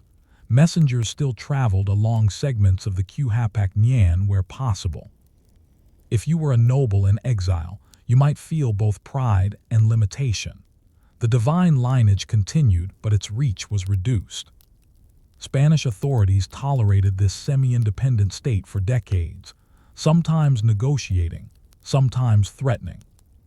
The empire had shifted from vast administrative network to symbolic resistance. The end of Vilcabamba. In 1572, the Spanish mounted a final campaign against the Neo-Inca state. The last ruler, Tupac Amaruay, was captured and brought to Cusco. He was executed publicly. With his death, the line of independent Sapa Incas ended. Yet execution did not erase memory. Quechua-speaking communities continued across the Andes. Ayllu organization persisted. Agricultural terraces remained in use. The labor tax mida transformed under colonial administration, but did not disappear. In many ways, Spanish governance relied upon the very administrative foundations the Inca had built. The conquerors inherited the road. Roads under new masters. The Quhapac Ñan did not crumble overnight. Spanish officials and missionaries used it to move troops, goods, and religious emissaries. Storehouses were repurposed, way stations adapted. But maintenance declined over generations. Without coordinated imperial oversight and community labor obligations directed toward road upkeep, sections deteriorated. Grass bridges, once rebuilt annually by organized local groups, sometimes fell into disrepair.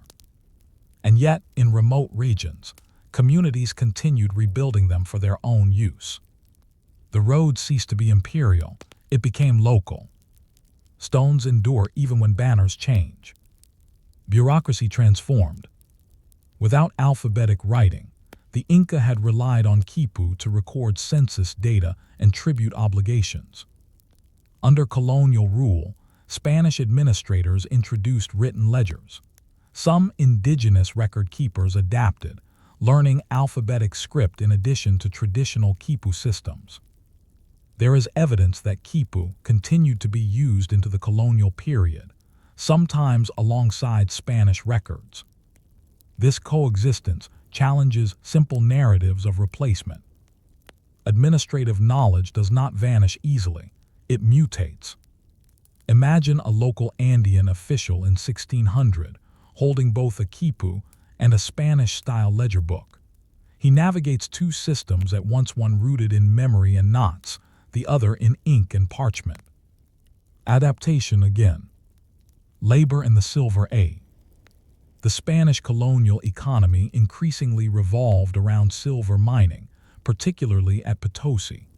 Indigenous labor drafts, derived from the Inca Mita system, supplied the mines.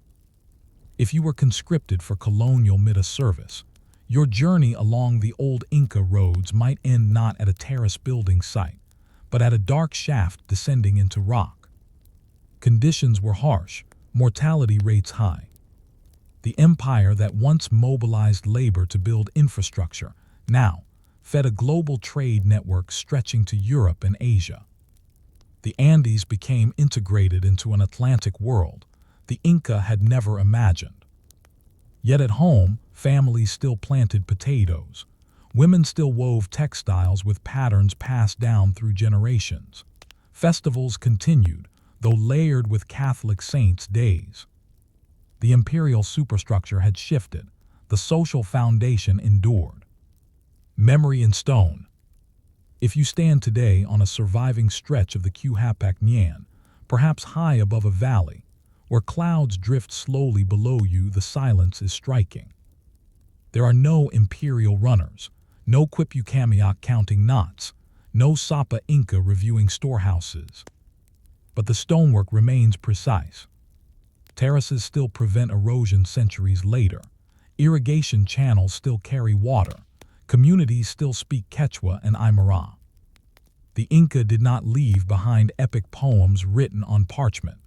They left agricultural systems that still function. What is a greater legacy? A book or a landscape shaped for survival? Rethinking medieval labels. If we return to the question that began this larger exploration, was there a Middle Ages in the Americas? The Inca case complicates any simple answer. The Inca Empire flourished in the 15th and early 16th centuries, roughly contemporary with Europe's late medieval and early modern periods.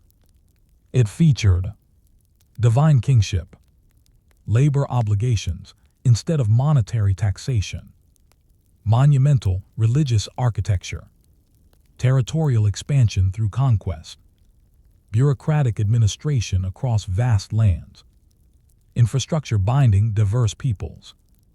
These features echo aspects of medieval European polities. And yet, the Inca system emerged from entirely different ecological and cultural conditions.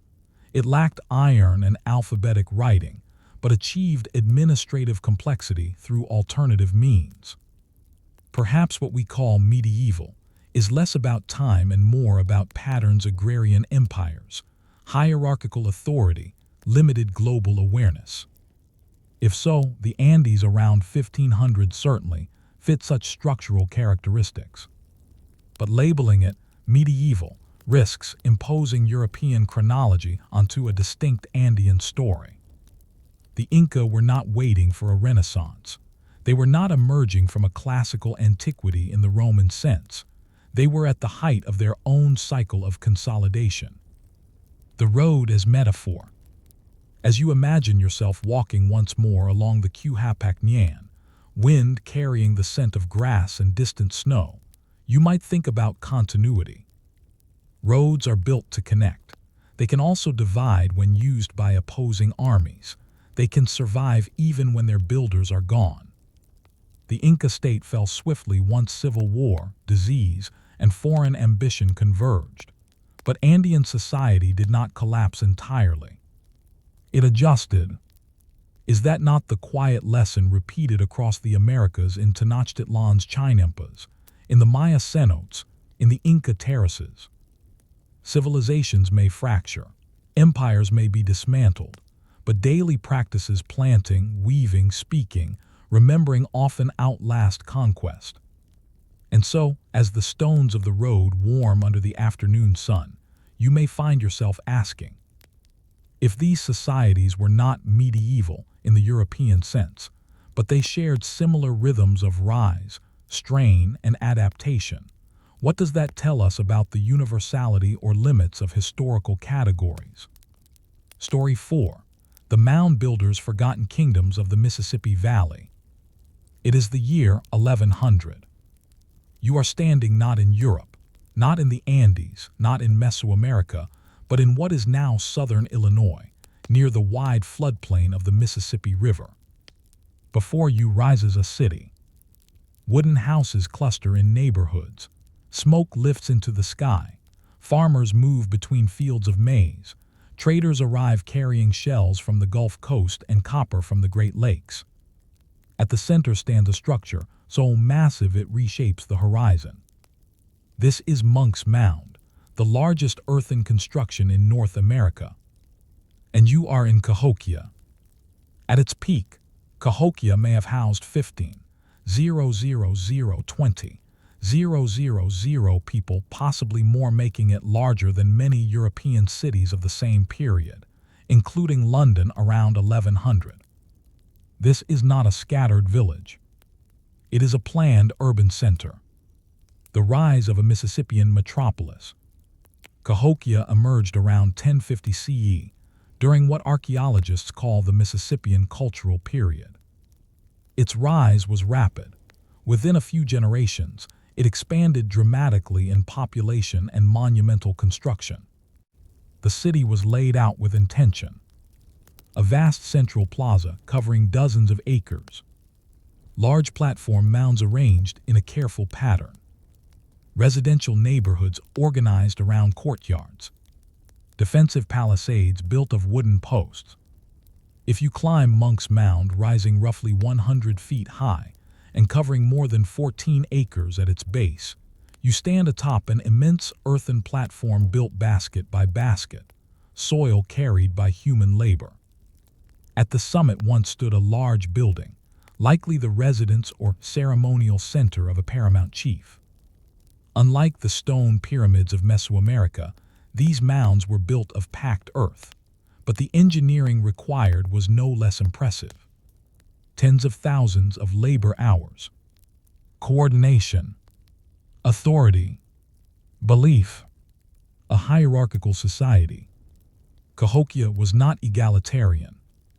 Excavations at a burial site known as Mound 72 revealed a high-status individual interred atop thousands of shell beads arranged in the shape of a falcon. Nearby were sacrificed individuals, likely attendants or retainers. This suggests a stratified society with powerful leaders capable of commanding labor and ritual participation. If you were a common farmer living on the outskirts, your daily life would revolve around maize agriculture, fishing, and craft production. If you were an elite, you might oversee trade, ritual ceremonies, and political alliances stretching across hundreds of miles. Because Cahokia was not isolated. A continental network. Artifacts discovered at the site tell a story of long-distance exchange. Marine shells from the Gulf Coast. Copper from the Great Lakes. Stone from the Appalachian region. Cahokia sat at a strategic crossroads near where the Mississippi, Missouri, and Illinois rivers converge. Waterways were highways. Goods moved by canoe. Ideas traveled alongside them. Religious symbols associated with what scholars call the Southeastern Ceremonial Complex appear across much of the eastern United States, linking distant communities through shared iconography. If you lived hundreds of miles away, Cahokia might still influence your ceremonial practices. This was not a small tribal settlement. It was the center of a cultural sphere. Woodhenge in the sky. Just west of the central mound stood a circle of massive wooden posts, a structure archaeologists call woodhen. These posts align with solar events such as solstices and equinoxes. If you stand there at sunrise on the summer solstice, the sun rises in alignment with a specific post and the central mound. This suggests astronomical observation tied to ritual and political authority. The leader atop Monk's Mound may have been seen not just as a political ruler, but as an intermediary between the community and cosmic forces. Sound familiar? Divine rulership tied to celestial cycles appears in many societies often labeled medieval. In Europe, where kings ruled by divine right and cathedrals oriented towards sacred geometry. But here in North America, similar patterns emerged independently. Urban life without stone. Unlike European cities of the same period, Cahokia had no stone castles, no cathedrals, no written chronicles. Its buildings were primarily wood and thatch. Its memory was oral. Its monuments were earth. If you walk through the city in 1100, you hear the noise of markets, the rhythm of construction, the crackle of cooking fires. Children run across the plaza, artisans shape pottery, leaders conduct rituals before assembled crowds. The city feels alive. And then, over the next few centuries, something changes. The beginning of decline. By the 1200s, Cahokia began to shrink. Construction slowed. Palisades were rebuilt, suggesting defensive concerns. Some neighborhoods were abandoned. By 1350, the city was largely deserted. Why? The answers remain debated. Possibilities include environmental degradation from deforestation, flooding or climate shifts, political instability, social unrest, overpopulation and resource strain. There is no evidence of Spanish contact here. No foreign invasion explains the decline. The collapse was internal. If you return to Monk's Mound in 1400, you might find grass reclaiming the terraces, wooden buildings rotting away. The plaza is quiet. The city that rivaled London in size becomes memory. Forgotten and misunderstood. When French explorers encountered the mounds in the 17th century, Cahokia was long gone. Later European settlers saw the massive earthworks and often refused to believe indigenous peoples had built them. Some invented theories of a lost race. The name Monk's Mound itself comes from 19th century Trappist monks who farmed nearby. But archaeology has made it clear these were native-built cities, part of a complex Mississippian world. Cahokia was not an anomaly. Other mound centers existed across the southeast and Midwest, though none matched its scale. Was Cahokia medieval? In 1100, while Cahokia thrived, London was rebuilding after the Norman conquest. Paris was expanding around its cathedral schools. Constantinople stood as a fortified imperial center. Cahokia too had monumental architecture, hierarchical leadership, urban planning, regional influence, ritualized political authority. But it had no alphabetic writing, no iron weaponry, no wheeled transport. Does that make it less complex? Or simply different? If medieval means agrarian urban societies organized around hierarchy, ritual, and regional power networks, then Cahokia fits many structural features. Yet calling it medieval risks compressing it into a European timeline that does not belong to it. Cahokia was not waiting for a renaissance. It rose, flourished, and declined on its own cycle. The quiet earth. Today, Monk's Mound still rises above the Illinois plain. Grass covers its slopes, the wooden buildings are gone. But the shape of the city remains visible from above, geometric, deliberate, immense. If you stand at the base of the mound at sunset, wind moving through tall grass, you might reflect on something unsettling. How many other cities without stone walls or written chronicles have vanished almost completely from memory? And how many societies across the Americas were building complex, hierarchical states while Europe passed through what it calls its Middle Ages? Long before Cahokia reached its zenith, The Mississippi Valley and surrounding regions were already shaped by earlier mound-building cultures. If you travel back 500 years, to around 200 BCE 500 CE, you encounter the Hopewell culture builders of earthworks that were neither cities nor castles, but ceremonial landscapes of astonishing precision. These mounds were more than burial sites. They were expressions of cosmology, power, and community coordination. Conical, geometric, and effigy mounds stretched across Ohio, Illinois, and parts of the Mississippi Valley, forming networks visible only from the air.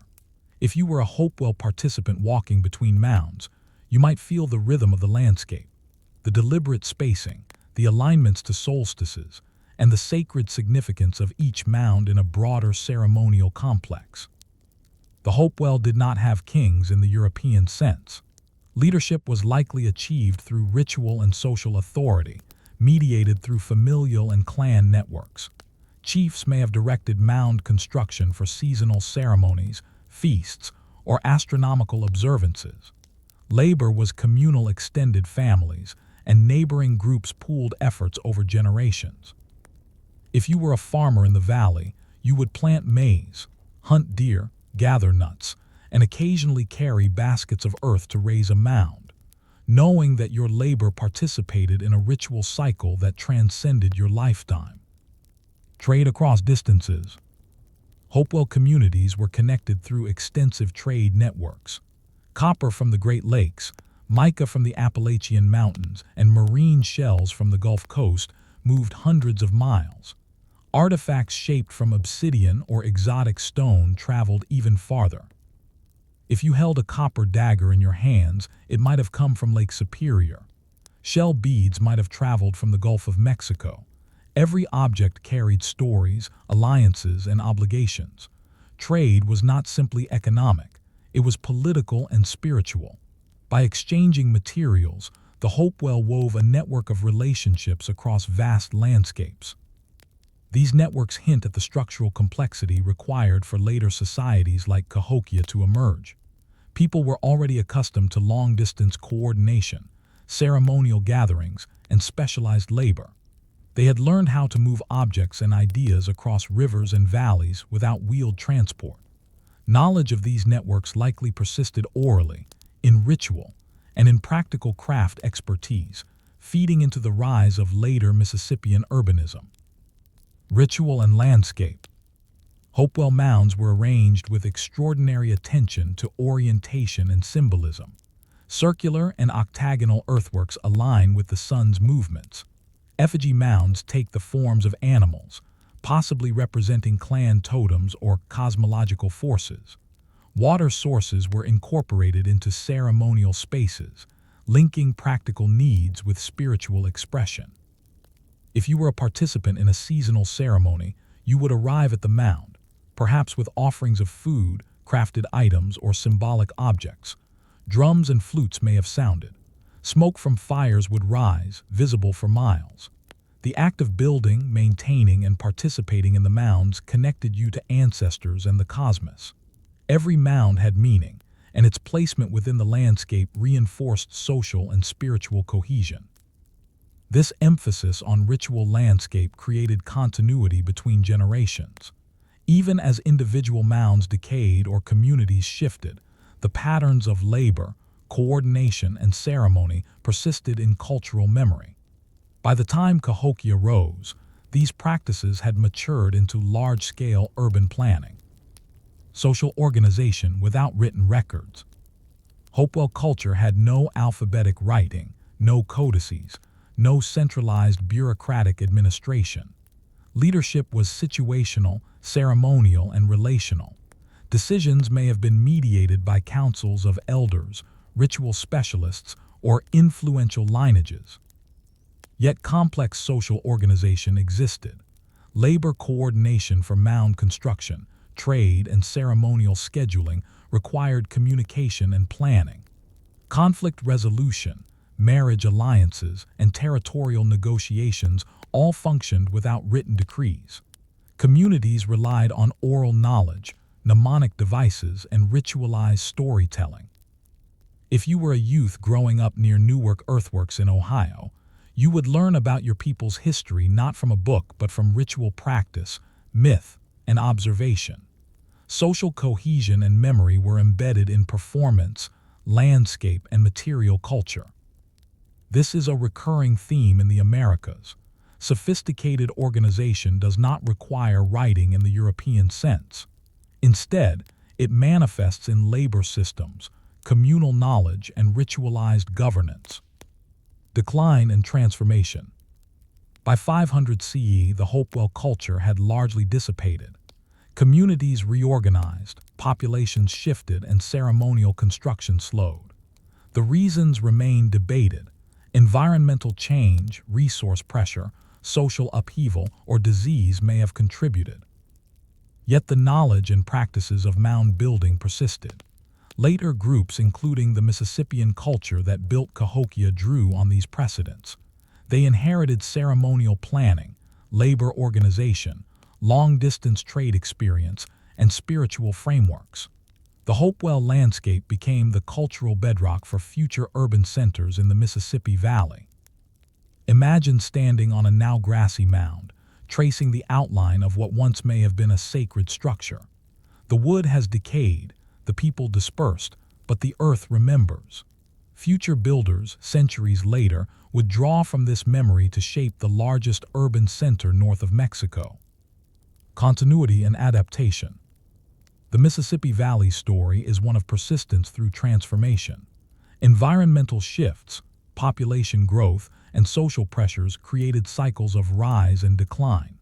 Leadership structures evolved, ceremonial forms adapted, and trade networks persisted even as cities waxed and waned.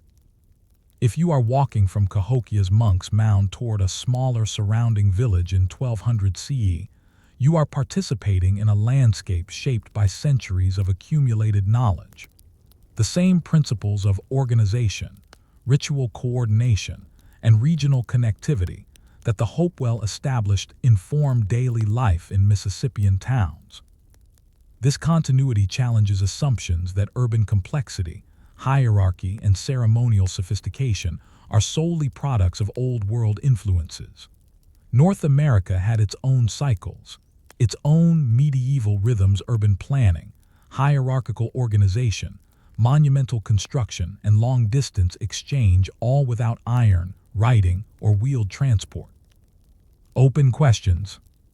If we compare Cahokia to contemporary European cities in the 12th century, parallels emerge: population density, ceremonial authority, and regional influence. Yet the material expression is different. Earth instead of stone, oral memory instead of writing, labor and ritual as binding forces rather than legal codices. The Hopewell, Cahokia, and other mound-building societies leave us with a question. How many sophisticated, highly organized societies existed across the Americas whose stories have been partially lost, misinterpreted, or forgotten? And more provocatively, if monumental earthworks endure long after their builders vanish, what do they tell us about the nature of civilization itself? By the 13th century, Cahokia, once the largest city north of Mexico, had begun its slow decline. Unlike the sudden destruction of Tenochtitlan or the rapid Spanish conquests of the Maya and Inca, Cahokia's transformation was quiet, gradual, and largely internal. If you were walking along the central plaza in 1250 CE, you might notice fewer people tending the streets, fewer fires rising from households, and repairs to palisades left unfinished. Monk's Mound still dominates the skyline, but smaller platform mounds and residential areas show signs of abandonment. Gardens are overgrown. Paths once busy with traders and ritual participants now feel empty. What caused this decline? Scholars continue to debate the causes, though several factors likely interacted: environmental stress, overpopulation, flooding, social unrest, and resource depletion. The Mississippi River floodplain was fertile, but intensive maize agriculture over centuries could have led to soil exhaustion. Deforestation for building, firewood, and mound construction may have increased erosion and changed microclimates. Environmental strain. Cahokia relied on an intricate balance between agriculture and ecology. Maize terraces, fish weirs, and hunting grounds had supported tens of thousands, but long-term strain was unavoidable. Evidence suggests that flooding episodes became more frequent, possibly related to the medieval warm period and subsequent climatic fluctuations. Crops could fail, food stores dwindle, and social tensions rise. If you were a farmer in 1300 CE, you might wake to a flooded field or failing harvest. Malnutrition and disease would follow. The hierarchical elite, whose authority depended on redistribution of surplus, would struggle to maintain legitimacy. Communal labor could falter as households prioritized survival. In many ways, the environmental pressures echoed patterns seen across early urban civilizations worldwide. Productivity thresholds were tested, and social systems were strained. Cahokia did not vanish suddenly. It became unsustainable. Political fragmentation. Cahokia's leadership relied heavily on centralized ceremonial and political authority. The paramount chief coordinated mound construction, ritual schedules, and long-distance trade alliances. When environmental stress and population pressure increased, the elite's ability to command labor and maintain social cohesion weakened. Excavations reveal that fortifications were strengthened in later phases, suggesting internal tension and perhaps regional conflicts. Defensive ditches and palisades indicate that residents anticipated attacks, whether from rival communities or internal rebellion. Social cohesion was fraying even as the city still stood physically impressive. If you were a young adult in 1350 CE, you might witness elite families retreating from ceremonial duties, leaving neighborhoods without organized oversight. Markets may have dwindled. Trade networks, once vibrant, slowed. Abandonment. By 1350–1400 CE, Cahokia was largely deserted. Wooden structures decayed, pathways filled with sediment, mounds became grassy hills. Yet the imprint of the city remained. Archaeologists can trace its layout, even centuries later, from aerial surveys and soil analysis. The fall of Cahokia did not erase its influence. Surrounding communities continued mound-building traditions in smaller-scale towns. Knowledge of construction techniques, trade networks, and ceremonial practices persisted in oral form. These practices laid the foundation for later regional societies, connecting past and future across generations. Lessons from Earth and Labor. Cahokia's story challenges assumptions about what defines civilization. Monumental architecture does not require stone. Urban complexity does not require writing. Centralized authority does not guarantee permanence. Instead, the city teaches us about human ingenuity, resilience, and the delicate interplay between environment, labor, and social organization. If you stand today on Monk's Mound, looking across the Illinois floodplain, you sense both presence and absence. The city's people are gone, yet the labor of tens of thousands soil carried by hand over decades remains tangible. The effort is silent but monumental. This raises a question. How should we define a lost civilization? Cahokia, unlike Tenochtitlan or Cusco, left no alphabetic records and few preserved artifacts. Yet the city shaped landscapes, culture, and trade in ways that echo through centuries. Its influence is subtle, embedded in the Mississippi Valley, not recorded in ink but in earth, stone, and memory. Rethinking the Middle Ages. If we return to our overarching question, was there a Middle Ages in the Americas? Cahokia offers another perspective.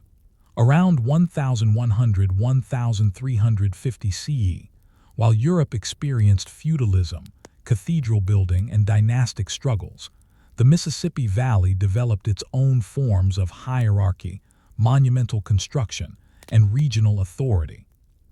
Cahokia was medieval only if we define that term structurally. Agrarian societies with hierarchical leadership, ceremonial centralization, long-distance networks, and urban planning. By that measure, the Mississippi Valley had its own complex societies. They did not mirror Europe. They did not follow its timeline. They flourished on their own terms. Perhaps the lesson is that human societies across the globe experiment with similar challenges: leadership, coordination, ritual, and survival, using entirely different materials, technologies, and ecological knowledge. Civilization is not one story, it is many. Unfinished questions.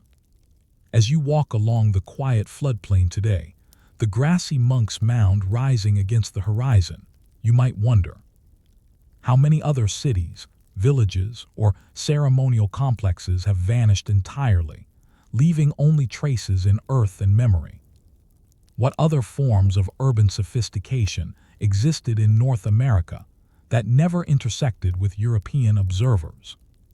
And if Cahokia had persisted, what might the social and political landscape of the continent have looked like centuries before European colonization? Cahokia's silence speaks volumes. Its fall is not a failure. It is a testament to the complexity and impermanence of human societies. And as you leave the mound behind, you carry the thought that perhaps history, lost, civilizations were never lost, only waiting for attentive eyes to see the patterns they left etched into the land. Story 5. The Algonquin Confederacy Survival on the Eastern Seaboard. If you travel to the eastern seaboard of North America around 1500 CE, before permanent European settlements, you enter a world dominated by forests, rivers, and interconnected communities. Here, in what is now the Mid-Atlantic and New England regions, you encounter the people collectively referred to as the Algonquin-speaking nations. They are not a single polity. Instead, they are a network of allied communities sharing language, culture, and kinship systems. They inhabit coastal plains, river valleys, and wooded hillsides. Villages cluster along rivers like the Delaware, Hudson, and Connecticut, using canoes to navigate and trade. Each community may number several hundred people. Together, these confederacies coordinate diplomacy, seasonal movements, and defense. Imagine yourself paddling a birchbark canoe down the Hudson River in the early morning mist. You see the waterfowl, the swaying cattails, and smoke rising from a distant village. Children play along the riverbanks, women tend cornfields in long cleared strips, and men set fish weirs and hunting snares. These are daily routines, but they are deeply embedded in social order, kinship, and political organization. The Algonquin confederacies rely heavily on kinship. Authority is not centralized like in Cahokia or the Inca Empire. Leadership emerges from consensus among elders, clan heads, and respected warriors. A village sachem, chief, governs with advice and consent from council members. Decisions on warfare, trade, and diplomacy require negotiation. If conflict arises, it is resolved through a combination of negotiation, ritual, and, when necessary, military action. Warfare is seasonal and targeted, rarely aimed at annihilation. Captives may be adopted or integrated into the community rather than executed. These practices maintain social cohesion and allow for adaptation in a fluid and competitive environment. Seasonal movement and subsistence. Survival requires careful management of resources across the year. Villages may relocate slightly to accommodate shifting agricultural plots. Corn, beans, and squash, the three sisters, form the core of diet, supplemented by hunting, fishing, and gathering. You might follow a trail into the forest in late summer, carrying baskets for nuts, berries, and medicinal plants. Smoke signals, drums, or runners carry information between villages. Seasonal gatherings bring communities together for feasts, ceremonies, and decision-making. These movements create resilience. Populations can adjust to floods, droughts, or shortages, distributing labor efficiently across the landscape. Trade networks and exchange. Although Europeans have not yet arrived, trade is extensive. Wampum belts made from shells from coastal regions move inland, serving as currency and record-keeping. Stone tools, copper from the Great Lakes, and dried fish are traded over long distances. Trade is social as much as economic. Exchanges reinforce alliances, resolve disputes, and bind communities together. If a neighboring village suffers crop failure, trade and kin networks ensure survival. Reciprocity and reputation are the glue holding these confederacies together. Ritual, ceremony, and knowledge transmission. Spiritual life intertwines with daily labor. Seasonal ceremonies honor the sun, moon, and spirits of the forest and water. Storytelling preserves history, teaches morality, and conveys practical knowledge about hunting, navigation, and survival. If you were an adolescent, you would learn not from written text but through observation, participation, and oral tradition. Knowledge about plants, animal behavior, and river systems is essential for survival and passed down carefully. Mistakes can be fatal, so accurate memory is a form of social responsibility. Preparing for change. By 1500, these confederacies have developed a delicate balance. Decentralized authority that allows flexibility, kin-based organization for social cohesion, trade networks to manage scarcity, and ritual frameworks to maintain legitimacy and morality. Yet subtle changes are approaching. European explorers will soon arrive with new technologies, diseases, and political pressures. The social systems that have maintained stability for centuries are about to be tested in ways the communities could not have anticipated. As you watch the river's mist lift in the morning sun, you might wonder, if societies can survive for centuries without writing, centralized bureaucracy, or metal weapons, what will happen when an external force unseen and unpredictable enters their world? By the early 16th century, the Algonquin-speaking peoples had mastered the art of regional coordination, balancing autonomy with alliances. Communities remained small, yet their networks allowed them to respond collectively to threats and opportunities. They knew that survival depended on negotiation as much as skill with bow and spear. If you enter a council meeting in a village along the Delaware River, you might see elders seated in a semicircle, young men standing respectfully along the perimeter, and women bringing offerings of food and woven cloth. Discussions cover everything from hunting rights along a river bend to alliances with neighboring villages, to responses to encroaching threats. Consensus is prized. Dissent is addressed through persuasion rather than force. Balancing alliances. Alliances among Algonquin-speaking groups were complex. Villages maintained treaties with multiple neighbors simultaneously, sometimes overlapping with rival groups. When disputes arose, ritualized negotiation resolved tensions. Feasts, gift exchanges, and symbolic gestures reinforced loyalty and trust.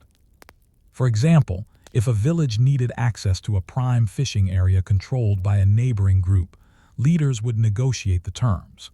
They might exchange surplus corn, crafted tools, or wampum belts to solidify an agreement.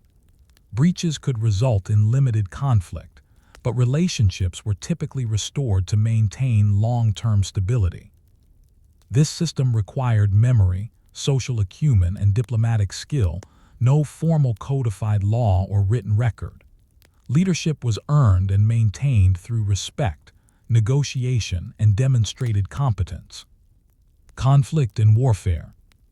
Despite the emphasis on diplomacy, occasional warfare occurred.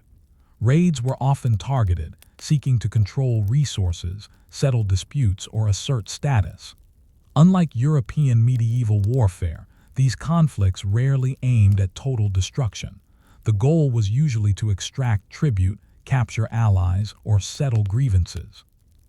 If you were a young warrior, you might spend part of the year preparing for hunting and fishing, and part training for potential raids. Tactics relied on intimate knowledge of forests and waterways, ambushes, and mobility. Firearms and steel had not arrived. Success depended on skill, stealth, and coordination. Seasonal campaigns meant that warfare and diplomacy were part of the same cycle: raids in summer, negotiations and feasts in winter. Social cohesion required that communities absorb losses without permanent breakdown, a balance achieved through kinship networks and cultural norms. Trade and resource management. The Algonquin confederacies were skilled at managing resources collectively. The seasonal movement of communities allowed forests and fields to regenerate.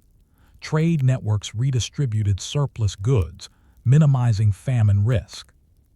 If a village along the coast had abundant fish but little maize, and an inland village had surplus maize but few fish, barter allowed both to survive lean seasons. These exchanges also reinforced relationships. A community's reputation for fairness or generosity could determine its survival. Even without centralized taxation, the system functioned efficiently. Labor, resources, and knowledge were pooled across villages when necessary, demonstrating complex social organization without the need for written records. Knowledge transmission. Much of the Algonquin system relied on oral tradition. Stories, songs, and rituals encoded practical knowledge, river navigation, seasonal cycles, and sustainable resource use.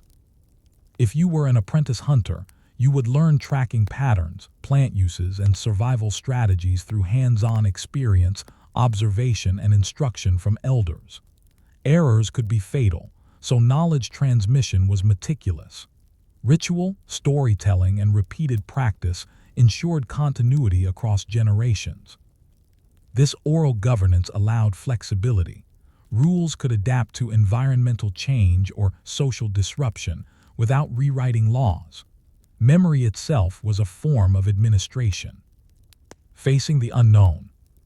By 1500, the Algonquin-speaking nations were resilient, adaptive, and deeply tied to their landscapes. Their systems, kinship, trade, ritual, and diplomacy were finely tuned to survive environmental variability and internal conflicts. But a new kind of threat was emerging. European explorers, traders, and eventually settlers would bring diseases, technology, and social models entirely unfamiliar to indigenous peoples. If you imagine standing along the Connecticut River in the early 1500s, paddling silently as dawn breaks over foggy waters, you may sense a quiet confidence in your community's ability to endure. But beneath that confidence, subtle vulnerabilities exist. Diseases from distant lands could travel faster than humans, alliances could be disrupted by misunderstandings, and material technologies from across the ocean would soon shift the balance of power. The Algonquin confederacies had survived environmental uncertainty, inter-village tensions, and warfare for centuries. Could they survive the sudden appearance of foreign powers wielding guns, steel, and new political systems?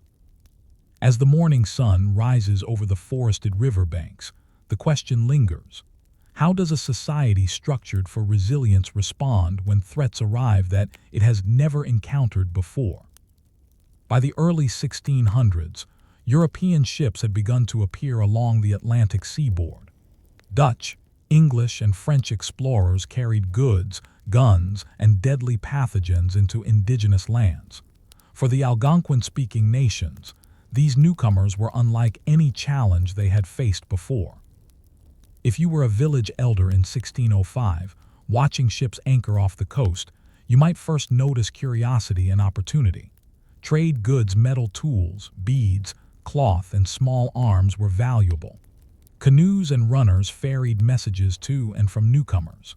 Alliances formed cautiously, as local leaders weighed the risks and benefits.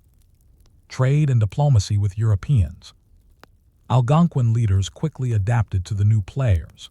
They used diplomacy to secure advantageous trade, exchanging furs, maize, and labor for European goods. A sachem might negotiate with 2 or 3 different European powers simultaneously, leveraging competition to maintain autonomy. Trade altered daily life. Metal knives replaced stone tools, glass beads became symbols of status, and European cloth was integrated into clothing and ceremony.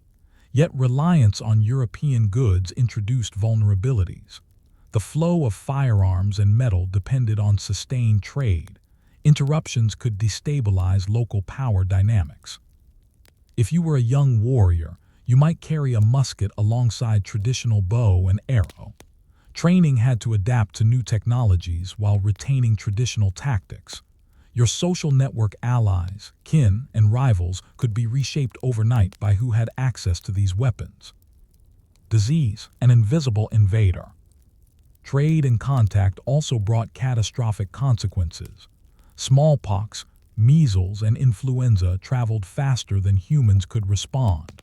Communities that had thrived for centuries faced mortality rates of 50–90% in some cases. Entire villages vanished. Oral tradition describes sudden death sweeps, leaving empty fields, abandoned houses, and grieving families. Political hierarchies were disrupted as leaders succumbed to disease. Trade networks faltered, and social cohesion strained under the weight of loss. If you were a parent during an outbreak, survival strategies that had sufficed for generations, seasonal movement, resource sharing, ritual purification often proved inadequate. Communities had to innovate, consolidate, or relocate entirely. Warfare and shifting alliances. The arrival of Europeans reshaped intertribal dynamics. Some groups allied with the newcomers for military advantage, others resisted. The Algonquin-speaking nations engaged in conflicts with neighboring Iroquoian groups, sometimes with European weapons tipping the balance. Traditional diplomacy became entangled with European agendas. Gift-giving, alliance-making, and ceremonial negotiation were still used, but now the stakes were intertwined with foreign trade and colonial ambitions. Survival depended not just on local knowledge, but on understanding the newcomers' unpredictable strategies. Cultural persistence. Despite catastrophic mortality and social upheaval, Algonquin culture endured. Oral histories preserved memories of migration, diplomacy, and adaptation. Seasonal rituals continued where possible. Language persisted. Kinship networks, while stressed, remained crucial to organizing labor, agriculture, and mutual aid. If you were walking along a river in 1650, you might see an abandoned village slowly recolonized by surviving kin, using knowledge passed down from elders. You might hear songs and stories that encoded strategies for living in forested riverine landscapes, knowledge honed over centuries. Adaptation continued, but with new constraints. Communities now had to negotiate not only local rivalries and environmental pressures, but also the transformative impact of European colonization. Reflection, the resilience of knowledge. The Algonquin confederacies exemplify a key theme in the Americas. Sophisticated societies thrived without writing, centralized states, or metal economies, relying instead on kinship, diplomacy, trade, and ritual. Their resilience was remarkable, yet external shocks, disease, new technologies, and colonial pressures revealed vulnerabilities inherent in any adaptive system. The story of the Eastern Seaboard reminds us that survival is not just about strength or numbers. It is about flexibility, knowledge transfer, and the ability to anticipate threats invisible, distant, or unprecedented. As you imagine the rivers flowing through the forests today, quiet and seemingly eternal, you may wonder, how do societies endure when the rules of survival change faster than their accumulated wisdom? How much of human history exists in memory, ritual, and landscape, even when the people themselves are threatened or displaced? And finally, when we speak of lost civilizations, how often are we overlooking those who adapted, survived, and left traces not in monumental stone, but in rivers, fields, language, and kinship networks? Story 6. The Pueblo People's Stone Cities in the Desert. If you travel to the arid landscapes of the American Southwest around 1200 CE, you encounter a remarkable transformation in human habitation. In regions that are now New Mexico, Arizona, and Colorado, the ancestral Puebloans, sometimes called the Anasazi, have built communities that cling to cliffs, mesas, and canyon floors. Their villages are not sprawling in the European sense, but they are complex, permanent, and ingeniously adapted to a harsh environment. Structures are constructed from stone and adobe, meticulously shaped to withstand heat, cold, and erosion. Multi-storied buildings rise in terraces, their flat roofs connected by ladders. Some complexes contain hundreds of rooms, communal kivas, ceremonial chambers, and storage spaces for maize, beans, and squash.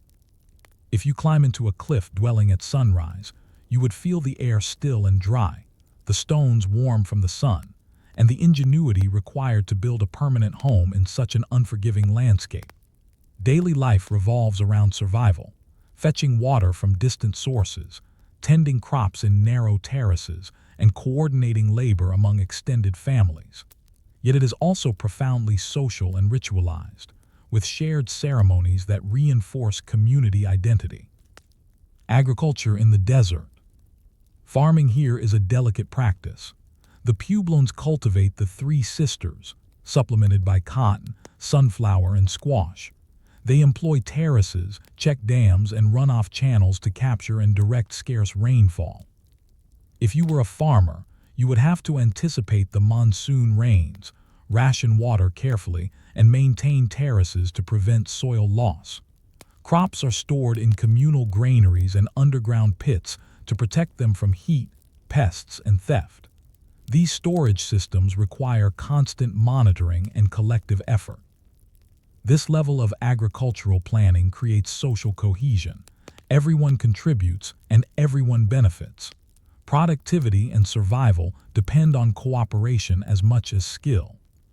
Community and social organization. Puebloan communities are organized around extended family units called clans. Each clan maintains specific ceremonial responsibilities, agricultural plots, and labor obligations.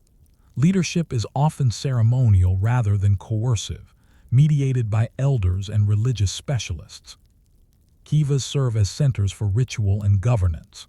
Large, subterranean circular chambers provide space for community gatherings, initiation rites, and decision-making. Oral tradition transmits laws, customs, and survival knowledge. If you were a youth, you would learn about your people's history, ecological strategies, and ceremonial practices by observation and participation, essential knowledge for living in a challenging environment. Trade and connectivity. Despite the arid setting, the Puebloans are connected to wider networks. Turquoise from distant mines, shells from the Pacific and Gulf, and macaw feathers from the south indicate long-distance trade. These objects are not only utilitarian or decorative, they carry spiritual and social meaning, linking communities across hundreds of miles. Travel and trade rely on knowledge of desert and canyon landscapes. Paths follow rivers, ridges, and seasonal water sources. Travelers must carry supplies, understand the land intimately, and coordinate with other villages for safe passage. Architecture as adaptation and statement. The cliff dwellings themselves are more than practical shelters. They are statements of social identity and resilience. By building in defensible, elevated locations, the Puebloans reduce vulnerability to conflict and predation. The arrangement of rooms, plazas, and ceremonial spaces reflects careful planning. If you were standing on a cliff ledge in the 13th century, you might witness a daily rhythm of life. Smoke rising from cooking fires, women weaving, children learning the pathways between dwellings, and ceremonial songs echoing from kivas. Each movement is both practical and social, reinforcing networks of obligation, ritual, and survival. Challenges and adaptations. Life in the desert is unforgiving. Droughts, resource scarcity, and social tension require constant adaptation. Leaders coordinate storage and distribution of food, mediate disputes, and maintain ceremonial calendars to mark seasonal changes.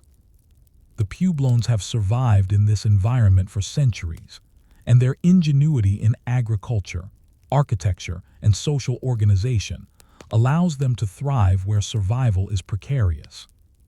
But even these communities, stable for generations, face limits imposed by climate, population growth, and resource management.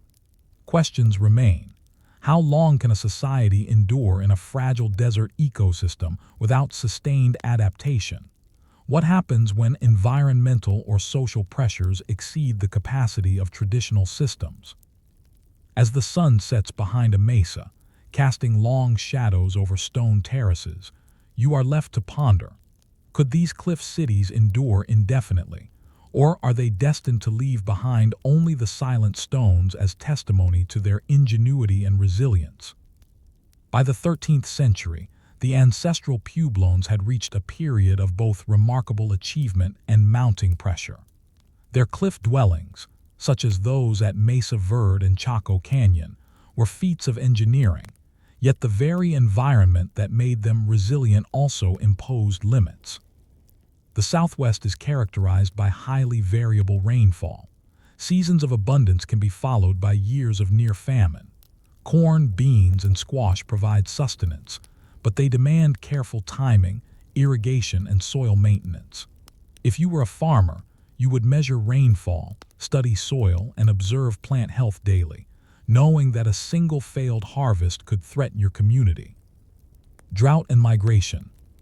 Evidence from tree rings indicates periods of prolonged drought around 1276-1299, now referred to as the Great Drought. Communities that had thrived in Chaco Canyon and surrounding regions faced water shortages, declining maize yields, and increasing stress on food storage. In response, some groups migrated.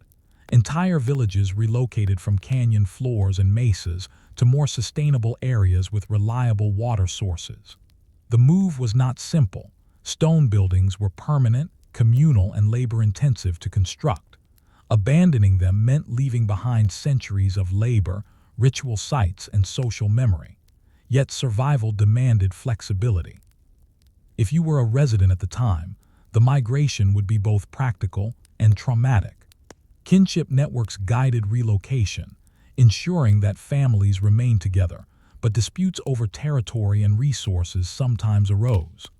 Long-established ceremonial sites were left behind, though their spiritual significance persisted in memory and storytelling. Social tension and coordination. The Pueblones were highly organized, but environmental stress could strain social cohesion. Leadership relied on consensus and ritual authority rather than coercion. In times of scarcity, elders and ceremonial leaders had to balance competing needs. Who gets access to limited water or stored food? Which families relocate first? If negotiations faltered, social stress could rise, manifesting in conflicts or fragmentation of communities. Yet the Pueblones had developed mechanisms to manage these tensions. Rituals reinforced obligations to the collective, storytelling preserved norms, and kinship networks allowed redistribution of resources. Trade networks under pressure. Trade, once a stabilizing factor, became more critical and more complex under stress. Turquoise, seashells, and macaw feathers had spiritual and social value, but also conveyed political information. A community that could maintain long-distance trade signals its stability and influence. During periods of drought, trade served not only prestige but survival. Communities shared resources, exchanged surplus food or tools, and reinforced alliances to buffer against environmental variability. The ability to maintain these networks was essential for long-term resilience. Religious and ceremonial life. Kivas, plazas, and ritual observances remained central. Ceremonies helped communities interpret environmental signals and maintain social cohesion. If rainfall failed, ritual offerings and communal prayers reinforced shared responsibility and collective memory, providing both psychological and practical frameworks for adaptation. Oral tradition conveyed lessons about sustainability and migration, how to anticipate drought, which areas to settle temporarily, and which practices ensure the continuity of crops and livestock. These lessons were encoded not in writing but in memory, ritual, and landscape management. urban expansion, and architectural innovation. Some communities responded to environmental stress not by abandoning territory entirely, but by expanding settlements in innovative ways. Multi-story dwellings maximized limited space, terraced agriculture captured runoff efficiently, and cliff overhangs provided protection from sun and rain. Imagine walking through a newly constructed terrace village. Ladders connect stories, stone walls are carefully mortared, and storage rooms are tucked under living spaces to protect against heat and pests. The architecture itself reflects environmental adaptation, labor coordination, and social hierarchy. Leaders must coordinate labor and materials. Families contribute collectively, and ceremonial spaces remain integrated with daily life. A delicate balance. By the late 13th century, the Puebloans had demonstrated remarkable resilience. Yet the Great Drought illustrates the limits of even sophisticated adaptation. Environmental variability, population pressures, and social complexity create vulnerabilities. Communities that once thrived in Chaco Canyon were gradually abandoned. Others persisted in smaller, more flexible settlements across mesas, canyons, and valleys. As you imagine yourself in a 13th century cliff dwelling, looking over a sun-baked landscape, you might realize survival required more than skill or knowledge. It demanded flexibility, foresight, and cooperation. The Puebloan story raises questions about human societies everywhere. How do communities balance permanence with adaptability? How do social, ritual, and labor systems sustain resilience when the environment changes faster than technology or population can respond? By the late 13th century, the combined pressures of environmental stress, resource depletion, and social strain had reshaped the ancestral Puebloan world. Communities that once thrived in Chaco Canyon, Mesa Verde, and other major centers were largely abandoned. Yet this was not a sudden disappearance. It was a gradual transformation that left deep traces in culture, architecture, and memory. Imagine standing on a sun-baked plateau as families dismantle or leave their cliff dwellings. Stone walls remain, but roofs collapse or are dismantled. Granaries are emptied. Paths that once connected terraces and ceremonial spaces slowly fade. Smoke no longer rises from communal hearths. The city is silent. Migration and adaptation. Survival required relocation. Descendants of these communities moved southward and westward, seeking more reliable water sources and fertile land. Many settled in the Rio Grande Valley and other areas of New Mexico, establishing new communities that would become the historic Pueblo villages known to Europeans centuries later. Migration was guided by knowledge passed through generations, understanding seasonal rainfall, river behavior, soil quality, and optimal settlement locations. Kinship networks helped families maintain cohesion during relocation. Even as the environment forced movement, social systems ensured continuity. If you were part of a migrating family, leaving behind stone cities would be difficult emotionally, spiritually, and materially. But the relocation was not a surrender. It was a strategic adaptation to ensure survival and continuity. Continuity in culture and ritual. Even as settlements shifted, cultural practices persisted. Kivas remained central to ceremonial life. Storytelling preserved knowledge about agriculture, astronomy, and social norms, and rituals tied to seasonal cycles continued. Artifacts and architecture adapted to new landscapes but maintained symbolic consistency with ancestral traditions. The movement of communities demonstrates a central theme in Puebloan history. Resilience does not always mean staying in one place. It often means transforming space, labor, and ritual to suit new conditions while maintaining cultural coherence. Lessons from architecture. The cliff dwellings and multi-story stone villages left behind are more than relics. They are lessons in adaptation. Their design maximized limited resources, provided defense, and facilitated communal living. Terraces conserved water, Rooms were insulated against temperature extremes, and plazas fostered social cohesion. These constructions also communicated identity. By building in cliffs and mesas, pueblones expressed mastery over a harsh landscape, demonstrating both practical ingenuity and social organization. Future generations would carry forward these principles into new villages. Environmental knowledge and sustainability.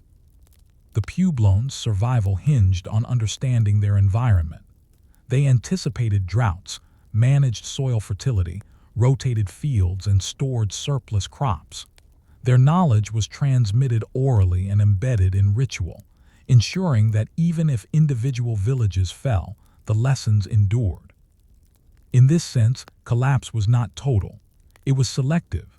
Large ceremonial centers were abandoned, but dispersed communities maintained essential knowledge, allowing Pueblo culture to persist and evolve.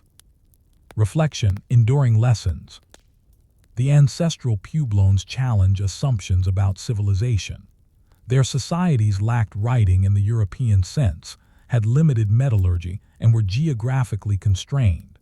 Yet they developed complex social structures, monumental architecture, sustainable agriculture, and enduring cultural traditions.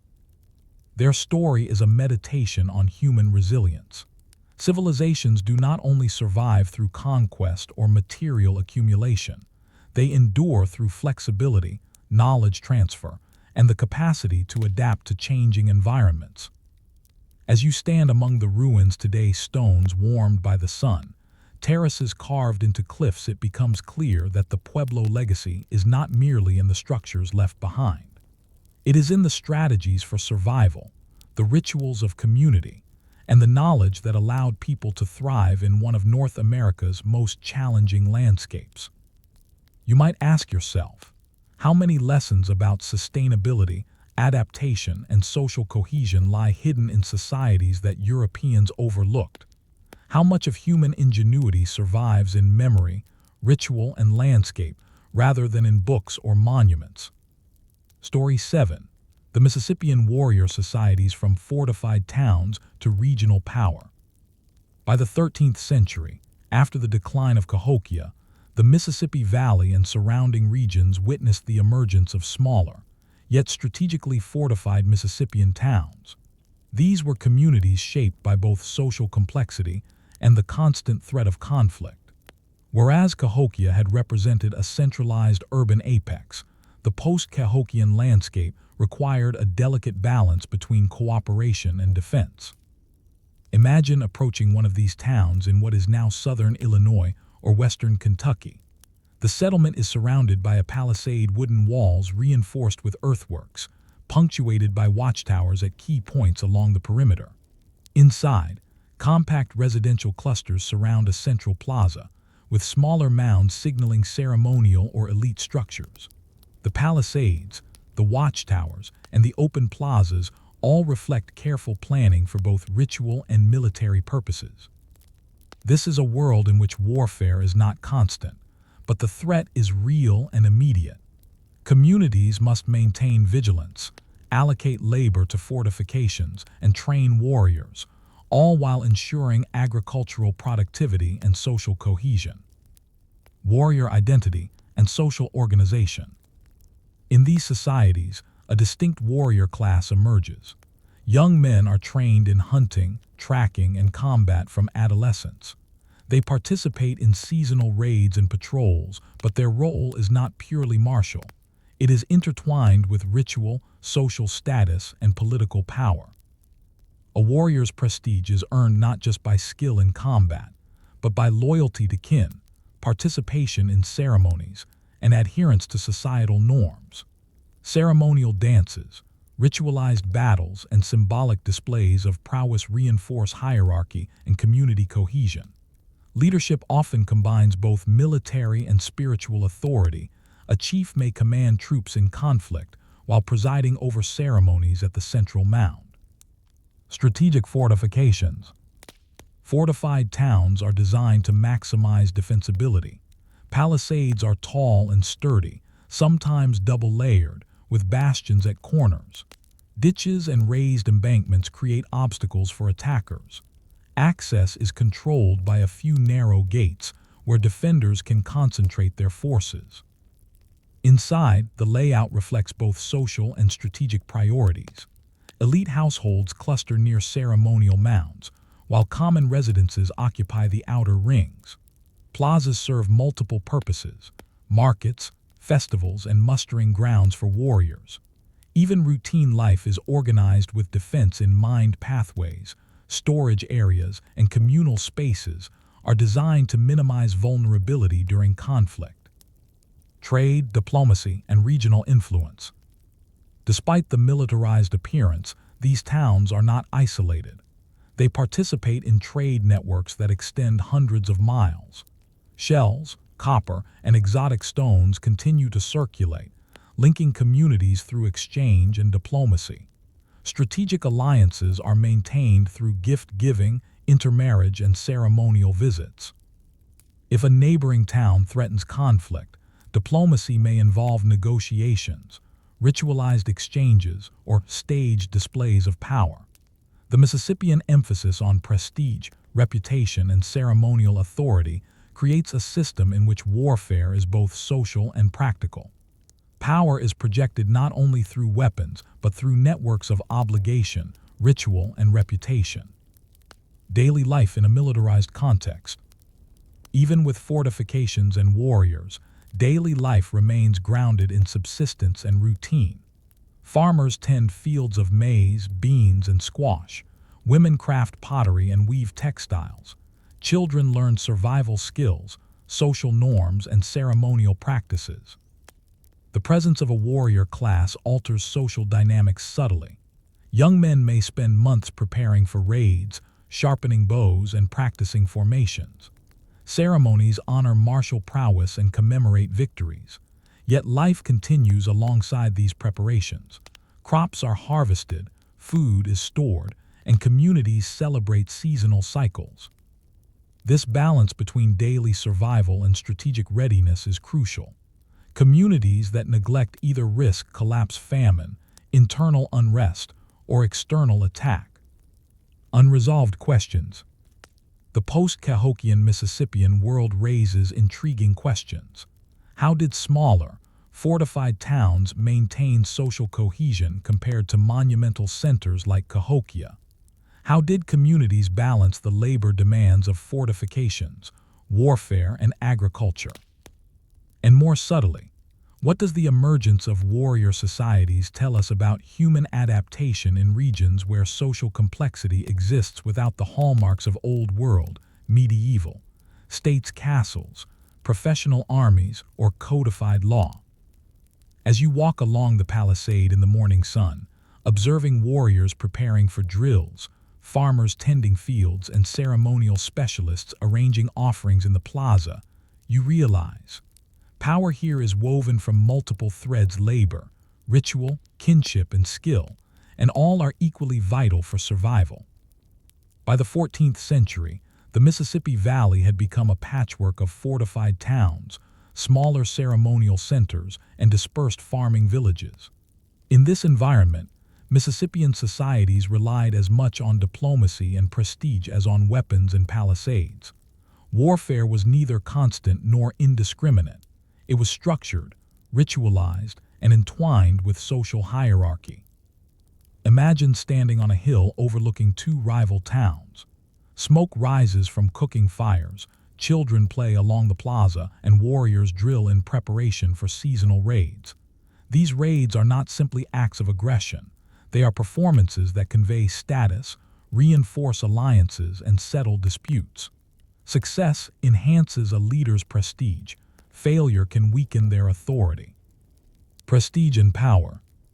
Prestige operates alongside coercive authority. Chiefs and warriors gain respect through ceremony, generosity, and martial skill. Gift-giving, feasting, and ritual competitions demonstrate leadership capacity and strengthen networks of loyalty. For instance, a chief may host a ceremonial gathering for nearby villages, offering surplus maize, fish, or crafted goods. Warriors display their prowess in mock battles or strategic demonstrations. These events are crucial. They signal power, create obligations, and reinforce social hierarchies without necessarily relying on permanent conquest. This social logic allows smaller towns to compete for influence even in the shadow of larger centers like the remnants of Cahokia. Reputation and networked relationships can outweigh sheer population or fortification strength. Seasonal raiding and warfare. Conflict often follows predictable seasonal patterns. After harvest, warriors might launch expeditions to assert claims, gather tribute, or demonstrate prowess. Strategies rely on knowledge of rivers, forests, and neighboring settlements. Surprise, mobility, and coordination are more important than brute force. Raiding parties are carefully organized. Leaders plan routes, select participants, and ensure that resources and families at home are secure. Combat may involve intimidation, capture of livestock, or ritualized engagement rather than complete destruction of a rival settlement. If you were a young warrior, your role would be carefully balanced between hunting, farming, ceremonial duties, and combat preparation. Each task reinforced your social identity and connected you to the larger political landscape. Trade networks as diplomacy. Trade remains central to the political economy. Shells, copper, stone, and ceramics move across the region, not only for utility but as symbols of alliances. Access to exotic materials signals status, strengthens bonds, and reinforces the authority of leaders. Alliances are maintained through ceremonies, marriages, and gift exchanges. Breaking a pact can provoke conflict, but careful negotiation often restores relations. The interplay between material wealth, ritual obligation, and martial prowess creates a complex web of influence in which survival depends on both strategic and social intelligence. Urban life within defensive systems. Fortified towns integrate defense with domestic and ceremonial life.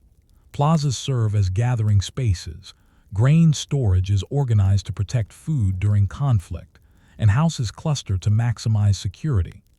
Observation towers and palisades offer early warning, but they also structure daily movement, trade, and ritual activity. Residents constantly negotiate these dual imperatives, surviving both environmental variability and human threats while maintaining communal cohesion. Agricultural labor, ceremonial observances, and warrior training all coexist in a finely balanced rhythm. Unresolved questions. The Mississippian warrior societies present an intriguing paradox. They achieved social complexity, regional influence, and urban planning without the formal armies or legal codes of European states. Questions linger. How did these communities balance the demands of defense with the labor required for agriculture and ceremonial life? How did social and ritual hierarchies evolve to maintain cohesion amid environmental stress and intercommunity conflict? And perhaps most intriguingly, what does their persistence reveal about the nature of power in societies where prestige, ritual, and strategic alliances matter as much as force? As the sun sets over the fortified palisade, the clang of wooden drills fades, smoke drifts from communal fires, and the rhythm of life continues a delicate dance of survival, influence, and memory. By the late 15th century, many of the fortified Mississippian towns that had risen in the wake of Cahokia's decline were themselves undergoing transformation. Population shifts, environmental pressures, and the reorganization of trade networks slowly altered the political and social landscape. Fortified towns were no longer the dominant centers of power. Instead, smaller, more flexible communities began to emerge. If you were walking along the palisades of a town, near the confluence of the Mississippi and Ohio rivers in 1450, you would notice partially abandoned areas, overgrown fields, and fewer warriors patrolling the perimeter. The mounds and plazas remain, but their ceremonial and strategic functions are evolving. Some elites have relocated to less vulnerable sites. Other towns form new alliances based on trade and kinship rather than dominance. Environmental and social pressures. Mississippian towns were deeply reliant on agriculture, particularly maize cultivation. Soil depletion, climate variability, and periodic flooding challenged long-term stability. Communities faced the difficult task of maintaining labor-intensive agriculture while supporting dense populations and ceremonial obligations. Environmental stress often coincided with social stress. Leadership required balancing defense, trade, and internal cohesion, all under conditions of scarcity. Failure to manage any one factor could destabilize the community, leading to partial abandonment or consolidation with neighboring towns. If you were a farmer or warrior during this period, you would witness both ingenuity and adaptation. Irrigation ditches repaired, alliances negotiated, surplus redistributed, and ceremonial life maintained to reinforce cohesion. Yet you might also notice subtle signs of decline: fewer trading expeditions, less frequent large ceremonies, and weakened palisades. Legacy of the warrior societies. Despite decline, the Mississippian warrior societies left an enduring imprint. Their towns served as blueprints for social organization, hierarchical yet flexible, militarized yet ritualized, connected by trade yet locally autonomous. Practices of warfare, diplomacy, and ceremonial display shaped the cultural memory of descendant communities, including later groups in the Southeast and Midwest. Artifacts: copper ornaments, shell gorgets, carved stone tablets survive as tangible evidence of prestige and power, but the social lessons are perhaps more enduring. These societies demonstrated how complex social networks, labor coordination, and ritual authority can maintain regional influence even without writing or professionalized armies. Lessons in resilience and adaptation.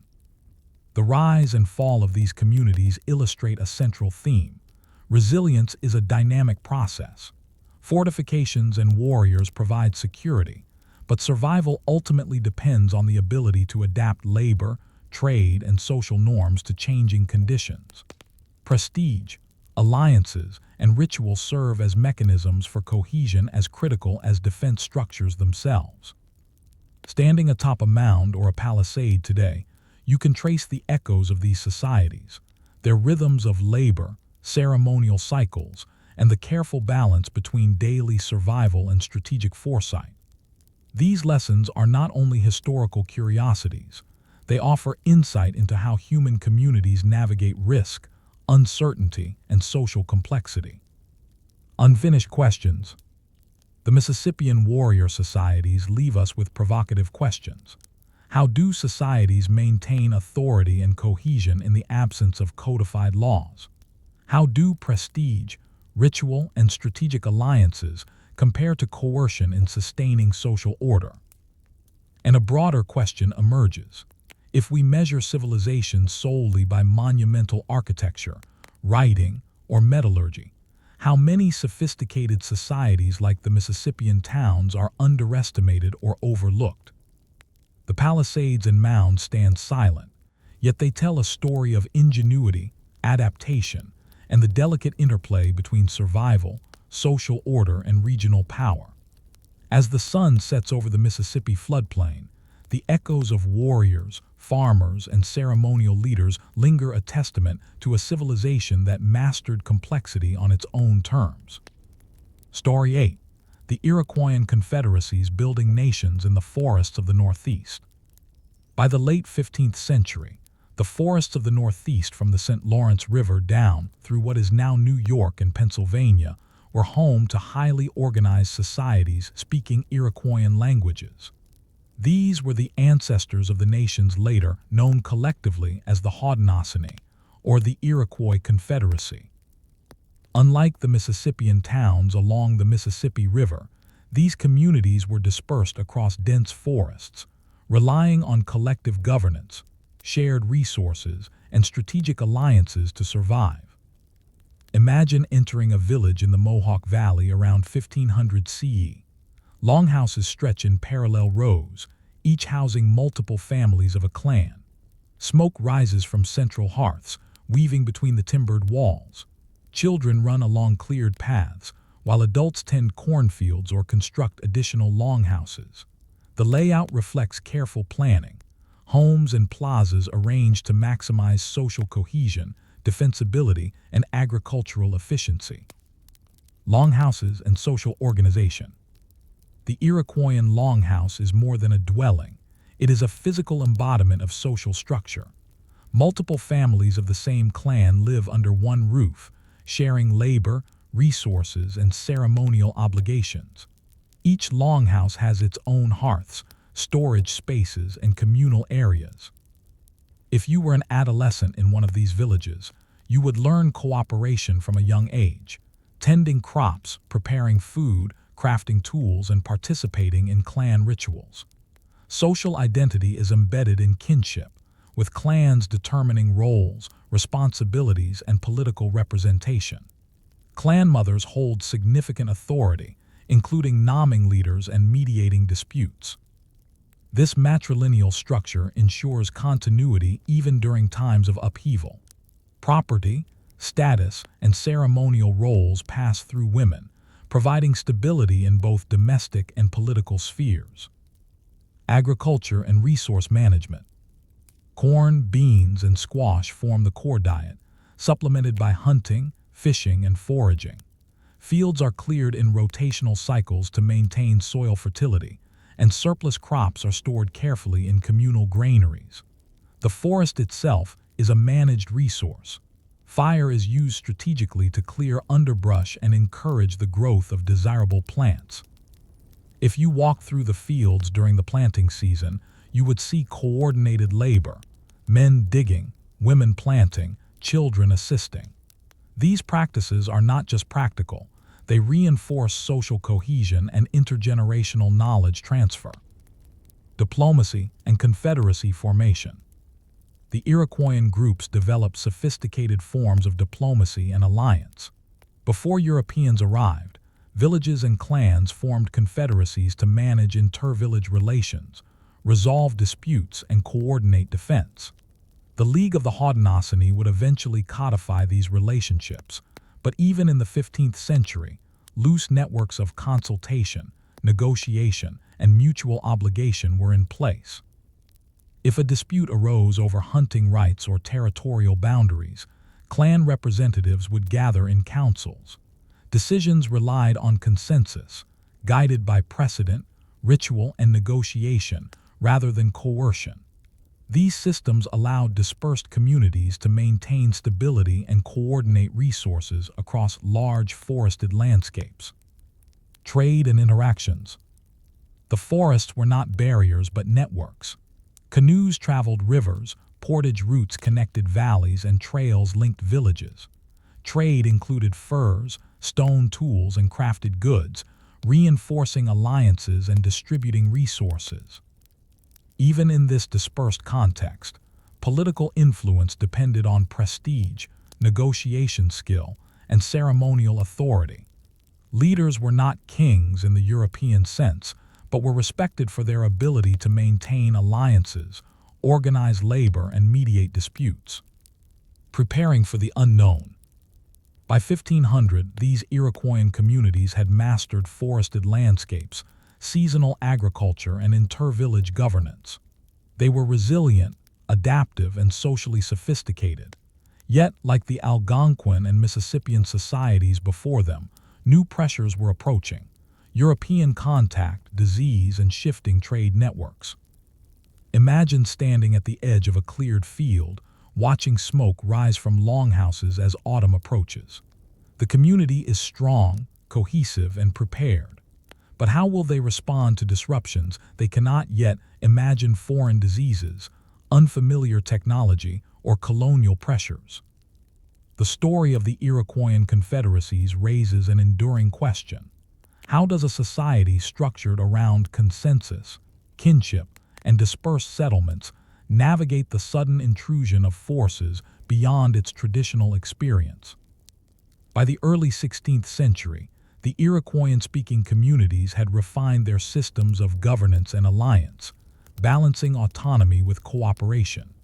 Villages were smaller than Mississippian towns, but their networks of clans, councils, and confederacies allowed for remarkable social cohesion across vast forested landscapes. If you were walking along a trail connecting two villages in the Mohawk Valley, you would notice markers of inter-village interaction. Canoes tied along riverbanks, traders carrying furs and crafted goods, and runners delivering messages. These connections were critical not only for commerce but for diplomacy and mutual defense. Formation of alliances.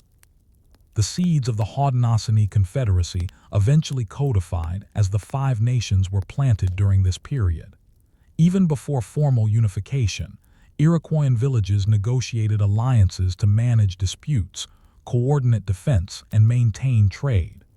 Councils of clan leaders deliberated carefully, guided by ritual, precedent, and consensus.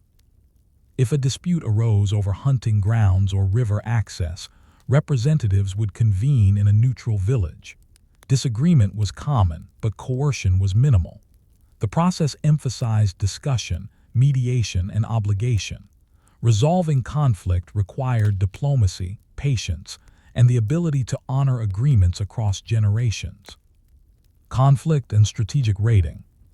Despite these alliances, warfare remained an integral part of Iroquoian life. Raids were often strategic, targeting rival villages to assert dominance, capture resources, or obtain allies and captives. These actions were ritualized, with clear rules about timing, conduct, and targets. Young men trained in both hunting and combat. Tactics relied on intimate knowledge of forests, rivers, and terrain. Surprise, mobility, and coordination were crucial. Unlike the mass armies of Europe, Iroquoian raids were small-scale but effective, demonstrating that strategic skill could outweigh numerical superiority. Trade, prestige, and diplomacy. Trade served as both an economic and political tool. Furs, stone tools, and crafted goods circulated widely. Participation in trade signaled prestige and reinforced alliances. Leaders who could secure rare materials or coordinate exchanges increased their authority, not through coercion, but through reputation and obligation. Ceremonial gatherings often coincided with trade fairs. Feasts, rituals, and diplomatic negotiations intertwined. Gift-giving cemented relationships, established obligations, and maintained a balance of power. Leadership relied as much on charisma, memory, and ceremonial skill as on martial prowess. Daily life and environmental adaptation. Even with warfare and diplomacy shaping social structures, daily life was anchored in subsistence and seasonal rhythms. Corn, beans, and squash provided the staple diet, complemented by hunting deer, fishing, and gathering nuts and berries. Villages rotated agricultural plots to maintain soil fertility. Fire management controlled undergrowth in the forests, promoting growth of useful plants and facilitating hunting. If you were a farmer or hunter, your day might involve tending fields, repairing tools, or teaching children survival skills. Knowledge of the forest and its cycles was vital.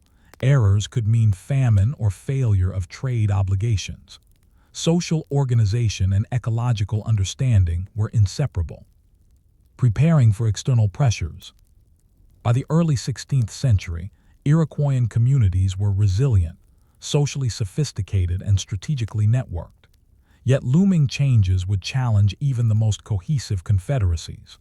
European contact, first via trade and later via settlement, would introduce firearms, metal goods, and diseases, reshaping the political and social landscape.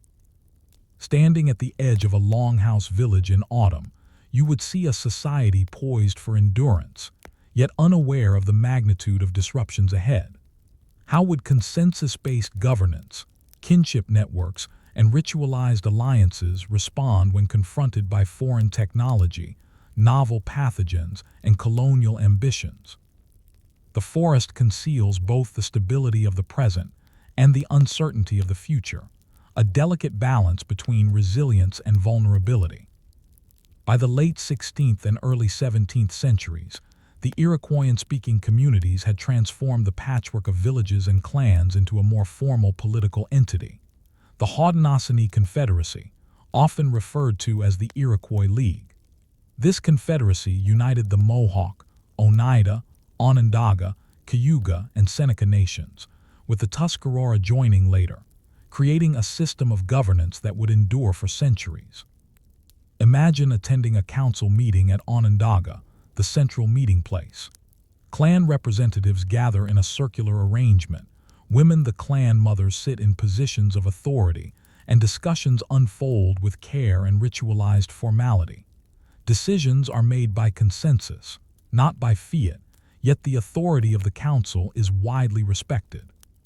Consensus and governance. The League demonstrates the power of consensus-based governance. Unlike European monarchies, authority is dispersed and tied to social obligation rather than coercion.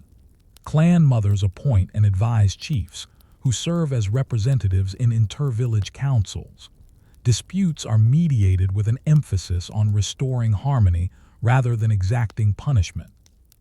If you were a young observer, you would see negotiation as an art form. Persuasion, memory of past agreements, and adherence to ritual all shape outcomes. Social stability depends not on military might alone, but on the skillful management of relationships across a wide network of clans and villages. Adaptation to European contact. European arrival brought trade goods, firearms, and devastating diseases. The Iroquoian peoples adapted strategically. They leveraged trade to acquire metal tools, cloth, and weapons, increasing their power relative to neighboring groups. At the same time, smallpox and other epidemics decimated populations, forcing villages to consolidate and restructure. Warfare became both a survival strategy and a tool of political leverage. The Iroquois engaged in conflicts with other indigenous groups, sometimes encouraged by European alliances. Captives were sometimes adopted, bolstering population numbers and reinforcing kinship networks, a pragmatic adaptation to demographic collapse caused by disease.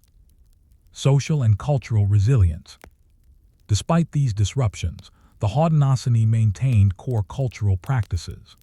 Longhouses continued to house extended families, clan systems guided inheritance and social obligations, and rituals structured seasonal labor, diplomacy, and education.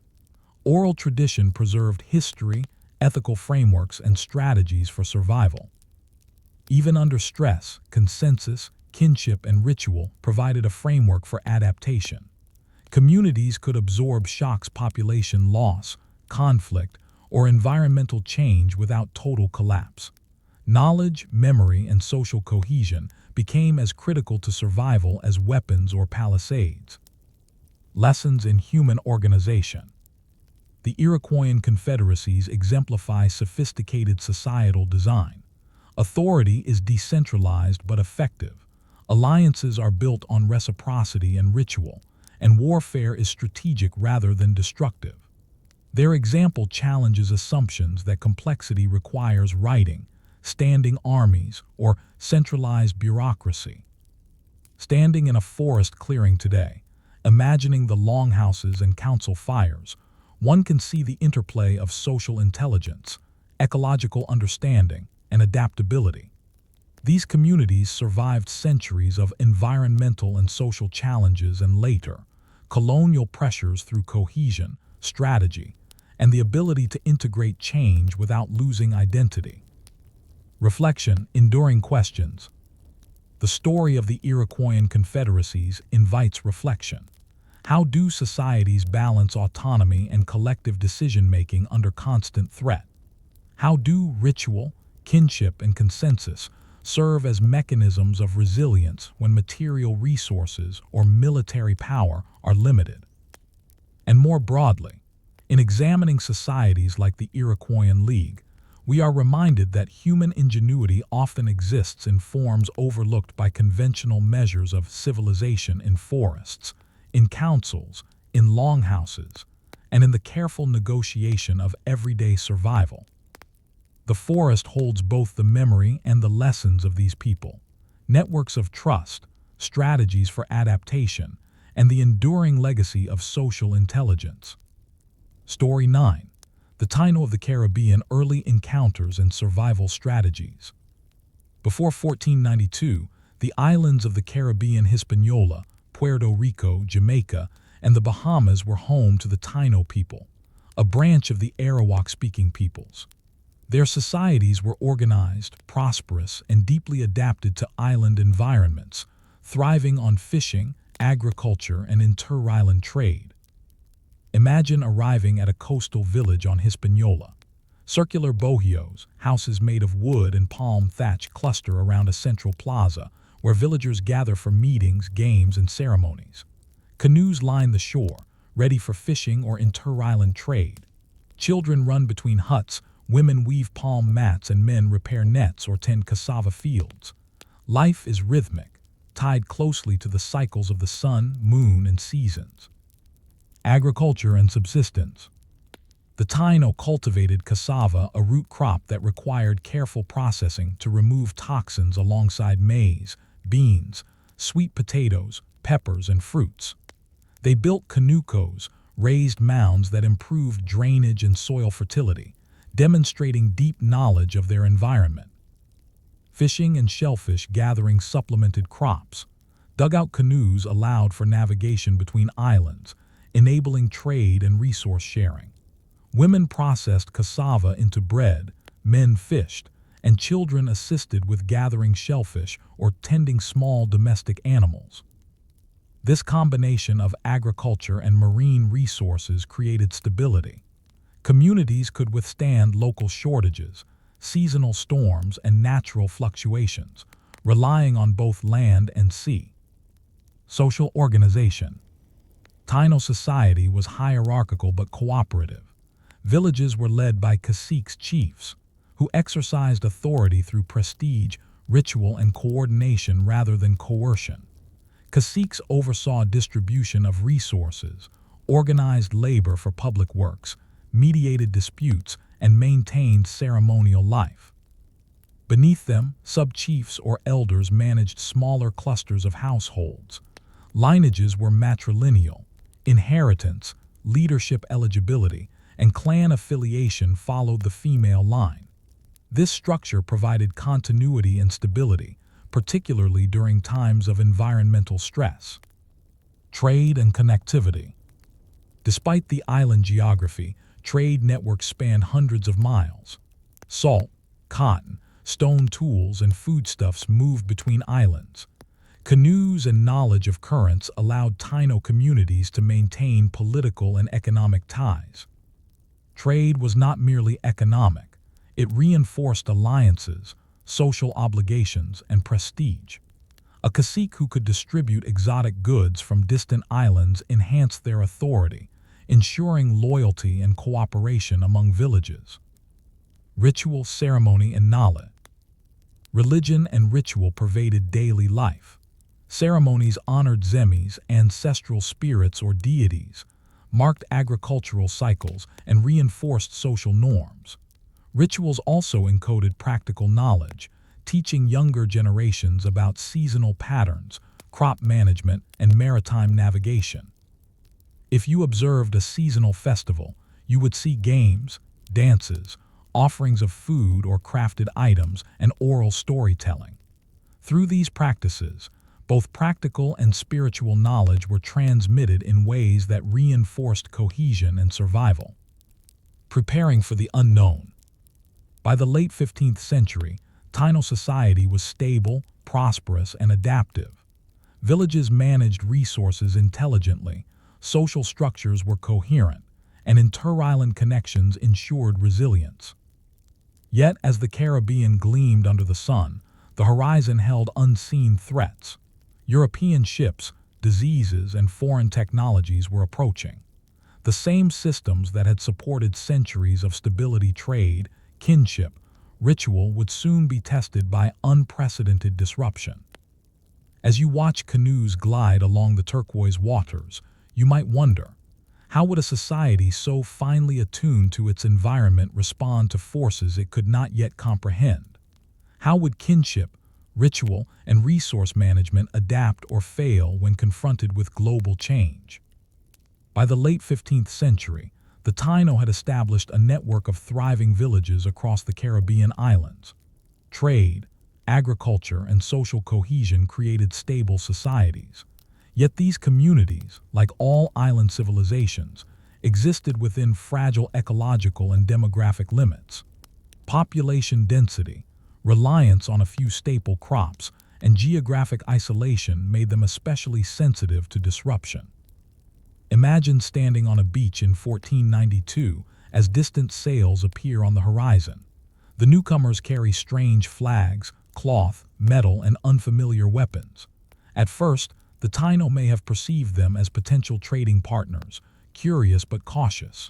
Canoes are ready to approach, gifts of food and cotton are prepared, and caciques consult with elders about protocol. The dynamics of initial contact. Initial encounters often involve cautious exchange. Taino leaders evaluate the newcomers' intentions, offering hospitality while observing behavior. European items, metal knives, beads, and textiles quickly become objects of prestige, reshaping local hierarchies subtly. If you were a cacique, the arrival of these foreign goods presents both opportunity and risk. Integrating them into social and ceremonial life strengthens prestige, but dependence on items you cannot produce locally introduces vulnerability. How long can such a balance be maintained before it begins to destabilize traditional systems? Disease as a silent invader. Even before sustained colonization, European contact brings pathogens. Smallpox, influenza, and measles travel faster than human observation. Taino communities, lacking immunity, are especially susceptible. Mortality rates spike, often reaching 50–90% in affected villages. Imagine walking through a once thriving village and finding it eerily silent, smoke rising from abandoned hearths, food stores untouched, and longhouses empty. Families are decimated, and leadership structures collapse as caciques and elders succumb to illness. These losses disrupt agriculture, trade, and ritual life simultaneously. Social and cultural responses. Survivors attempt to adapt. Villages consolidate, labor is redistributed, and rituals are intensified to seek spiritual guidance and communal cohesion. Kinship networks absorb or adopt displaced individuals, maintaining continuity where possible. Yet the speed of population loss overwhelms traditional coping mechanisms. Food production falters, trade routes break down, and social cohesion is strained. The very strengths that had allowed the Taino to thrive, cooperation, ritual, and maritime connectivity, are tested to their limits. Trade, prestige, and shifting power. European goods continue to flow unevenly, altering social hierarchies. A cacique with access to metal tools or weapons may gain temporary advantage, while others lose influence. Competition over scarce resources and prestige items can create conflict both within and between villages. Trade networks, once lifelines connecting islands, are disrupted by disease and shifting political dynamics. Communities must negotiate new alliances quickly or face isolation. These pressures reveal the delicate balance that island societies must maintain between social cohesion, environmental management, and external interaction. Environmental and social fragility. Island ecosystems inherently limit population growth and resource redundancy. Hurricanes, droughts, and soil depletion pose ongoing challenges.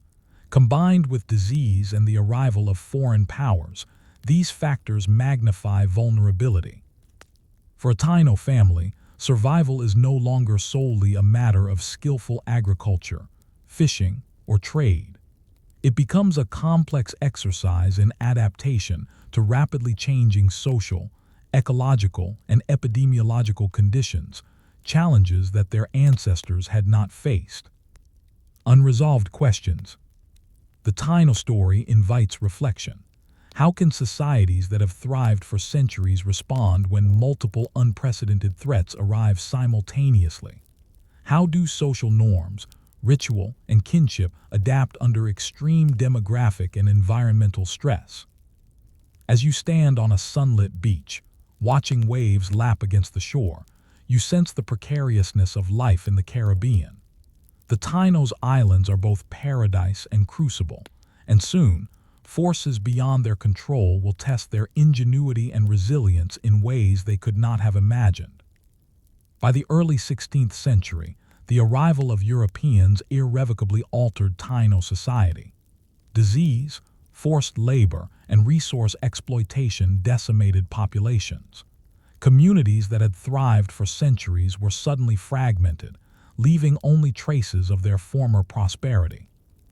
Imagine walking through what was once a bustling village. Bohios stand empty, fields are overgrown, and the docks that once launched canoes for trade lie abandoned. Smoke no longer rises from communal fires. Survivors consolidate into smaller settlements, attempting to preserve family, ritual, and memory under impossible circumstances. Demographic collapse and social disruption. Smallpox and other introduced diseases strike with devastating speed.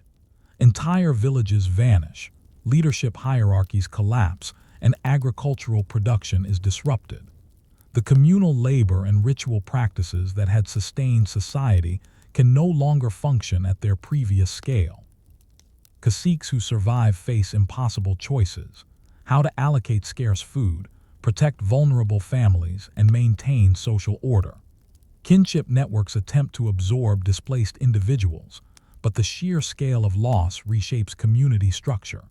Traditional ceremonial life continues in diminished form, providing continuity and moral guidance, yet the social fabric is irreparably strained.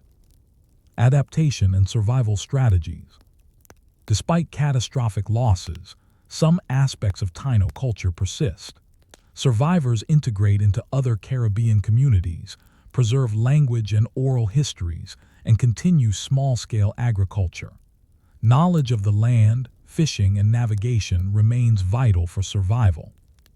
This adaptation highlights a central theme. Survival depends on flexibility. Even when population collapse and external forces overwhelm previous social systems, cultural knowledge, environmental expertise, and kinship networks provide pathways for continuity. Trade, power, and European influence. European colonization introduces firearms, metal tools, and new trade goods. Some Taino leaders attempt to leverage these items to maintain influence or negotiate for survival, but the balance of power is heavily skewed. Social prestige now depends on access to foreign technology rather than solely on traditional authority. Trade networks fragment, and inter-island relations are transformed. Formerly robust alliances now serve as lifelines for survival rather than mechanisms for regional power. Communities that adapt rapidly can survive longer, but ultimate dependence on external powers undermines sovereignty and autonomy. Lessons in resilience and fragility. The Taino experience illustrates both the sophistication and vulnerability of island societies.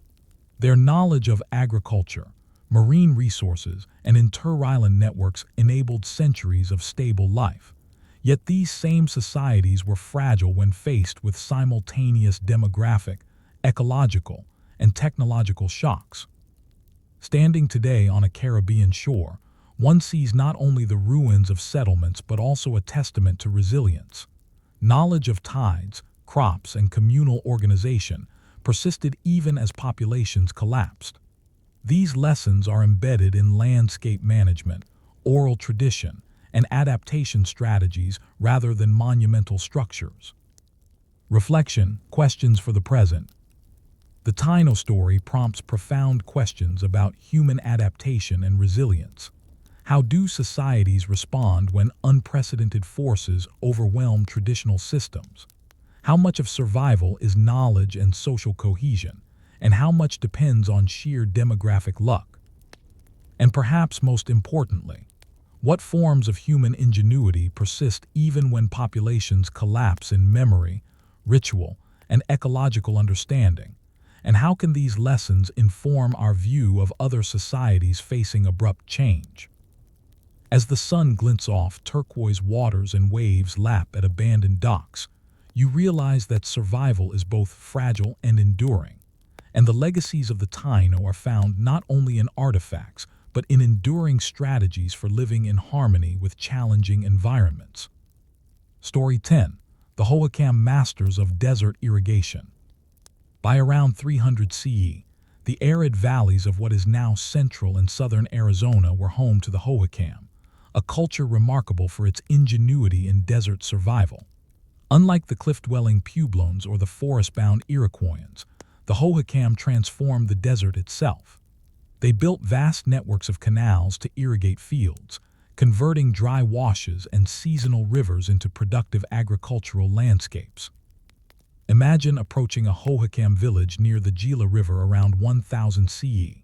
You see long, linear fields stretching across the valley, canals dug with stone and wood tools carrying precious water to maize, beans, and squash. Houses are arranged in small clusters, constructed from wattle and daub walls and thatched roofs. Smoke rises from cooking fires, and the rhythmic sounds of digging, basket weaving, and domestic life fill the air. The ingenious irrigation system. Hohokam canals are among the largest and most sophisticated pre-Columbian engineering projects in North America. Some measure several kilometers in length, carefully graded to maintain a gentle flow. Maintenance is communal. Families repair canal walls, remove silt, and manage water distribution according to agricultural calendars. If you were a farmer in one of these villages, your life would revolve around canal schedules, crop cycles, and coordination with neighbors. Failure to maintain a canal section could result in crop loss for multiple families, so labor is both social and practical. Communities function like interdependent nodes, each responsible for maintaining the collective infrastructure. Agriculture in the desert. Fields produce the three sisters: maize, beans, and squash. Corn grows tall along ridges, beans climb the stalks, and squash sprawls along the ground to conserve moisture and suppress weeds. Additional crops include cotton, gourds, and chili peppers, all adapted to arid conditions. Hunting and gathering supplement the diet. Deer, rabbits, and small game provide protein, while mesquite pods, agave, and wild fruits add variety. Fishing in seasonal rivers adds another layer of sustenance. Survival in the desert demands intimate knowledge of rainfall, river flow, and plant cycles, knowledge that is constantly taught through observation and participation. Social organization. Hohokam villages are egalitarian in structure, though ceremonial centers suggest some emerging hierarchy. Ball courts, platform mounds, and large plazas serve as ritual and communal spaces.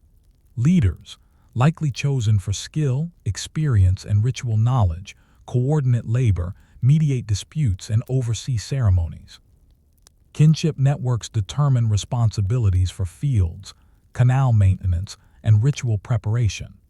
Clans ensure labor is distributed efficiently, and social cohesion is reinforced through seasonal festivals, trade, and shared religious practice. Trade and interconnectivity. Despite their desert setting, the Hohokam are connected to wider networks.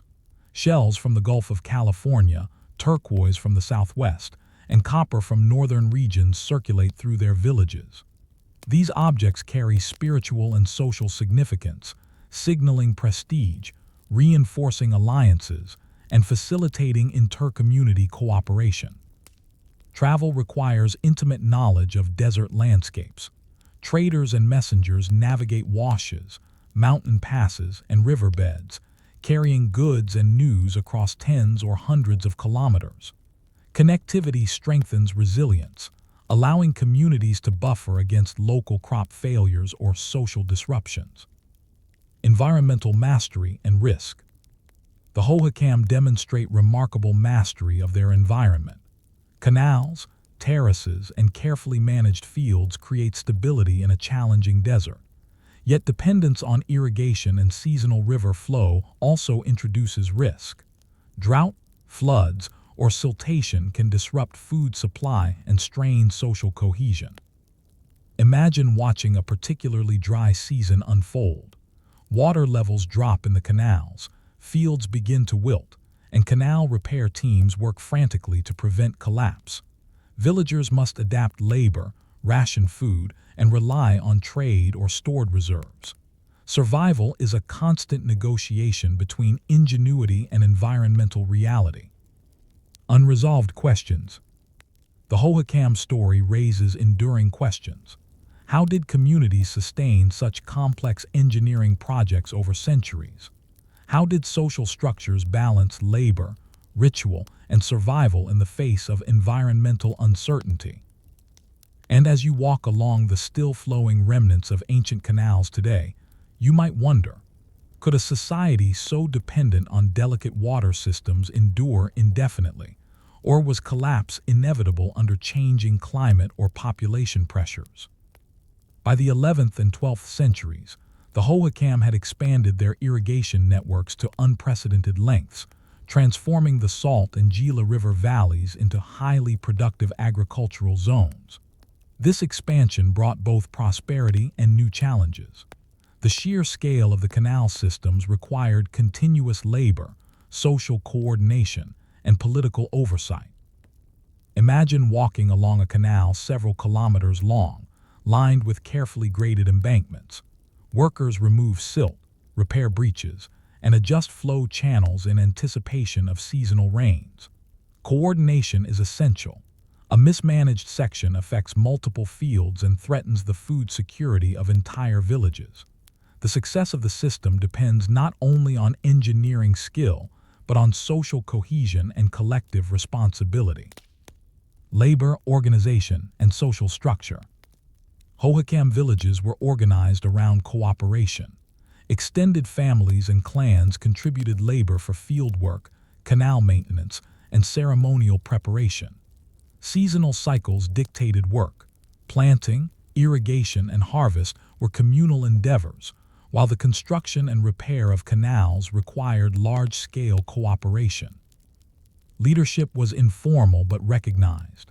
Elders, experienced farmers, and ritual specialists coordinated efforts, ensuring tasks were completed efficiently. Ball courts and plazas provided gathering spaces where labor obligations, ceremonial observances, and conflict resolution intersected. Daily life involved a careful balancing act. Farmers monitored crop growth, hunters checked game populations, and women prepared food and tools. Children learned these skills early, participating in both work and ritual, ensuring knowledge transfer across generations. Environmental risk and adaptation. Despite their ingenuity, the Hohokam were vulnerable to environmental fluctuations. Droughts could lower canal flow, floods could destroy embankments, and siltation could reduce irrigation efficiency. Communities had to adapt continually. Repair work, crop rotation, and selective planting were strategies designed to reduce risk. Imagine a particularly dry season. Villagers work long hours shoring up canals, rationing water among fields, and negotiating access. Decisions about which plots receive irrigation are political as well as practical disputes must be resolved to prevent social breakdown. The desert was both a source of life and a constant reminder of fragility. Mastery of the environment required vigilance, coordination, and foresight, traits woven into every aspect of Hohokam life. Trade and social networks. Hohokam trade networks linked desert communities with coastal and mountainous regions. Shells from the Gulf of California, turquoise from the north, and copper objects from distant areas circulated widely. These goods were more than material items. They conveyed prestige, facilitated alliances, and strengthened ceremonial life. Traders navigated rivers, washes, and mountain passes. Their knowledge of the landscape, seasonal timing, and social obligations allowed the safe transport of goods over hundreds of kilometers. The success of trade reinforced social cohesion, creating a broader regional network of mutual dependency. Ritual and community cohesion. Ritual life reinforced the technical and social infrastructure of Hohokam society. Ball courts, plazas, and ceremonial mounds were sites of feasting, games, and offerings, reinforcing shared norms and obligations. Ceremonies coincided with planting, harvesting, and maintenance cycles, ensuring that social, spiritual, and agricultural life were deeply intertwined. Participation in ritual was both obligation and education. Young people learned practical knowledge, seasonal cycles, crop care, water management, alongside spiritual traditions. Ceremonial life preserved institutional memory, transmitting lessons essential for survival in a harsh environment. Unresolved questions. By the 13th century, Hohokam society faced a paradox. Their irrigation systems provided sustenance, connectivity, and social cohesion, but also concentrated risk. How resilient could a society be when survival depends on cooperative labor, water flow, and fragile environmental balance? Walking along the remnants of ancient canals today, one can almost hear the rhythmic labor of farmers, the discussions of elders, and the ceremonies that reinforce daily work. How long could such a complex, environmentally dependent society endure?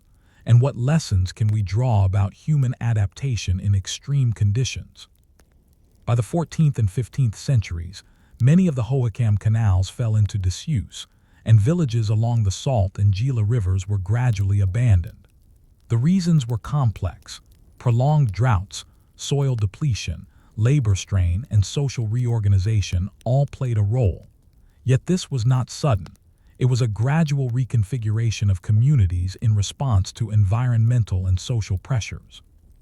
Imagine walking along a dried canal bed, once the lifeblood of hundreds of acres of corn and squash. Stone and adobe embankments crumble, fields are overgrown with desert scrub, and smoke no longer rises from clustered wattle and daub homes. Labor that had sustained the society is no longer coordinated, and the population disperses to smaller, less centralized settlements. Environmental challenges and collapse. The Hohokam relied heavily on predictable water flows from the Salt and Gila rivers. Droughts could reduce irrigation capacity, while floods could destroy carefully maintained canals. Over time, repeated environmental stress tested both infrastructure and social cohesion. Communities faced the limits of what centralized labor and communal cooperation could sustain. Without sufficient water, crops failed. Granaries dwindled. Villages that had depended on interdependent labor networks could not maintain the canals, which were essential for survival. The collapse of infrastructure directly translated into social disruption, highlighting the intimate link between environmental management and societal resilience. Social adaptation and migration. As canal systems became less reliable, many Hohokam people migrated to smaller, more defensible or water-accessible areas. Villages reorganized around wells, springs, or smaller streams. Social networks adapted to new geographic realities. Clans and extended families dispersed, yet knowledge of farming, irrigation techniques, and desert survival persisted. This movement illustrates a key point. Collapse is rarely absolute. While monumental infrastructure may fail, cultural knowledge, adaptive strategies, and social memory often survive. Descendant communities carried these lessons forward, influencing later Puebloan and Oadem groups in the region. Trade, ritual, and cultural continuity. Even as villages were abandoned, trade networks and ritual practices left enduring marks. Shells, pottery, and crafted goods traveled long distances, connecting communities across deserts and mountains. Ceremonial traditions preserved agricultural knowledge and social norms. Ritual life reinforced cohesion in times of stress. Even reduced populations maintained seasonal festivals, communal labor, and spiritual observances, ensuring continuity of social memory. Knowledge of canal engineering, crop cycles, and desert ecology survived in oral history, shaping the practices of subsequent generations. Lessons in resilience. The Hohokam demonstrate the delicate balance between human ingenuity and environmental vulnerability. Their canals transformed the desert into productive farmland, showing how social coordination and engineering can overcome natural limitations. Yet dependence on centralized infrastructure and environmental predictability also created fragility. Their story is a meditation on adaptation. Societies endure through knowledge, cooperation, and flexibility. Monumental achievements may fall, but cultural memory, ecological understanding, and adaptive practices often persist far longer than physical structures. Reflection, human ingenuity, and environmental limits. Walking along a dried canal today, one can imagine the rhythm of Hohokam life. Farmers tending maize under a hot sun, laborers repairing embankments, elders advising on seasonal cycles. Their achievements reflect extraordinary understanding of a challenging environment, but also a reminder of limits. Even the most sophisticated human systems are vulnerable to climate variability and social strain. The Hohokam invite us to ask, how do societies balance technological innovation, social organization, and environmental risk? How do knowledge and culture persist when physical infrastructure collapses? As the desert wind moves across abandoned fields and crumbling canal walls, the Hohokam legacy remains not just in the structures they built, but in the strategies for survival. See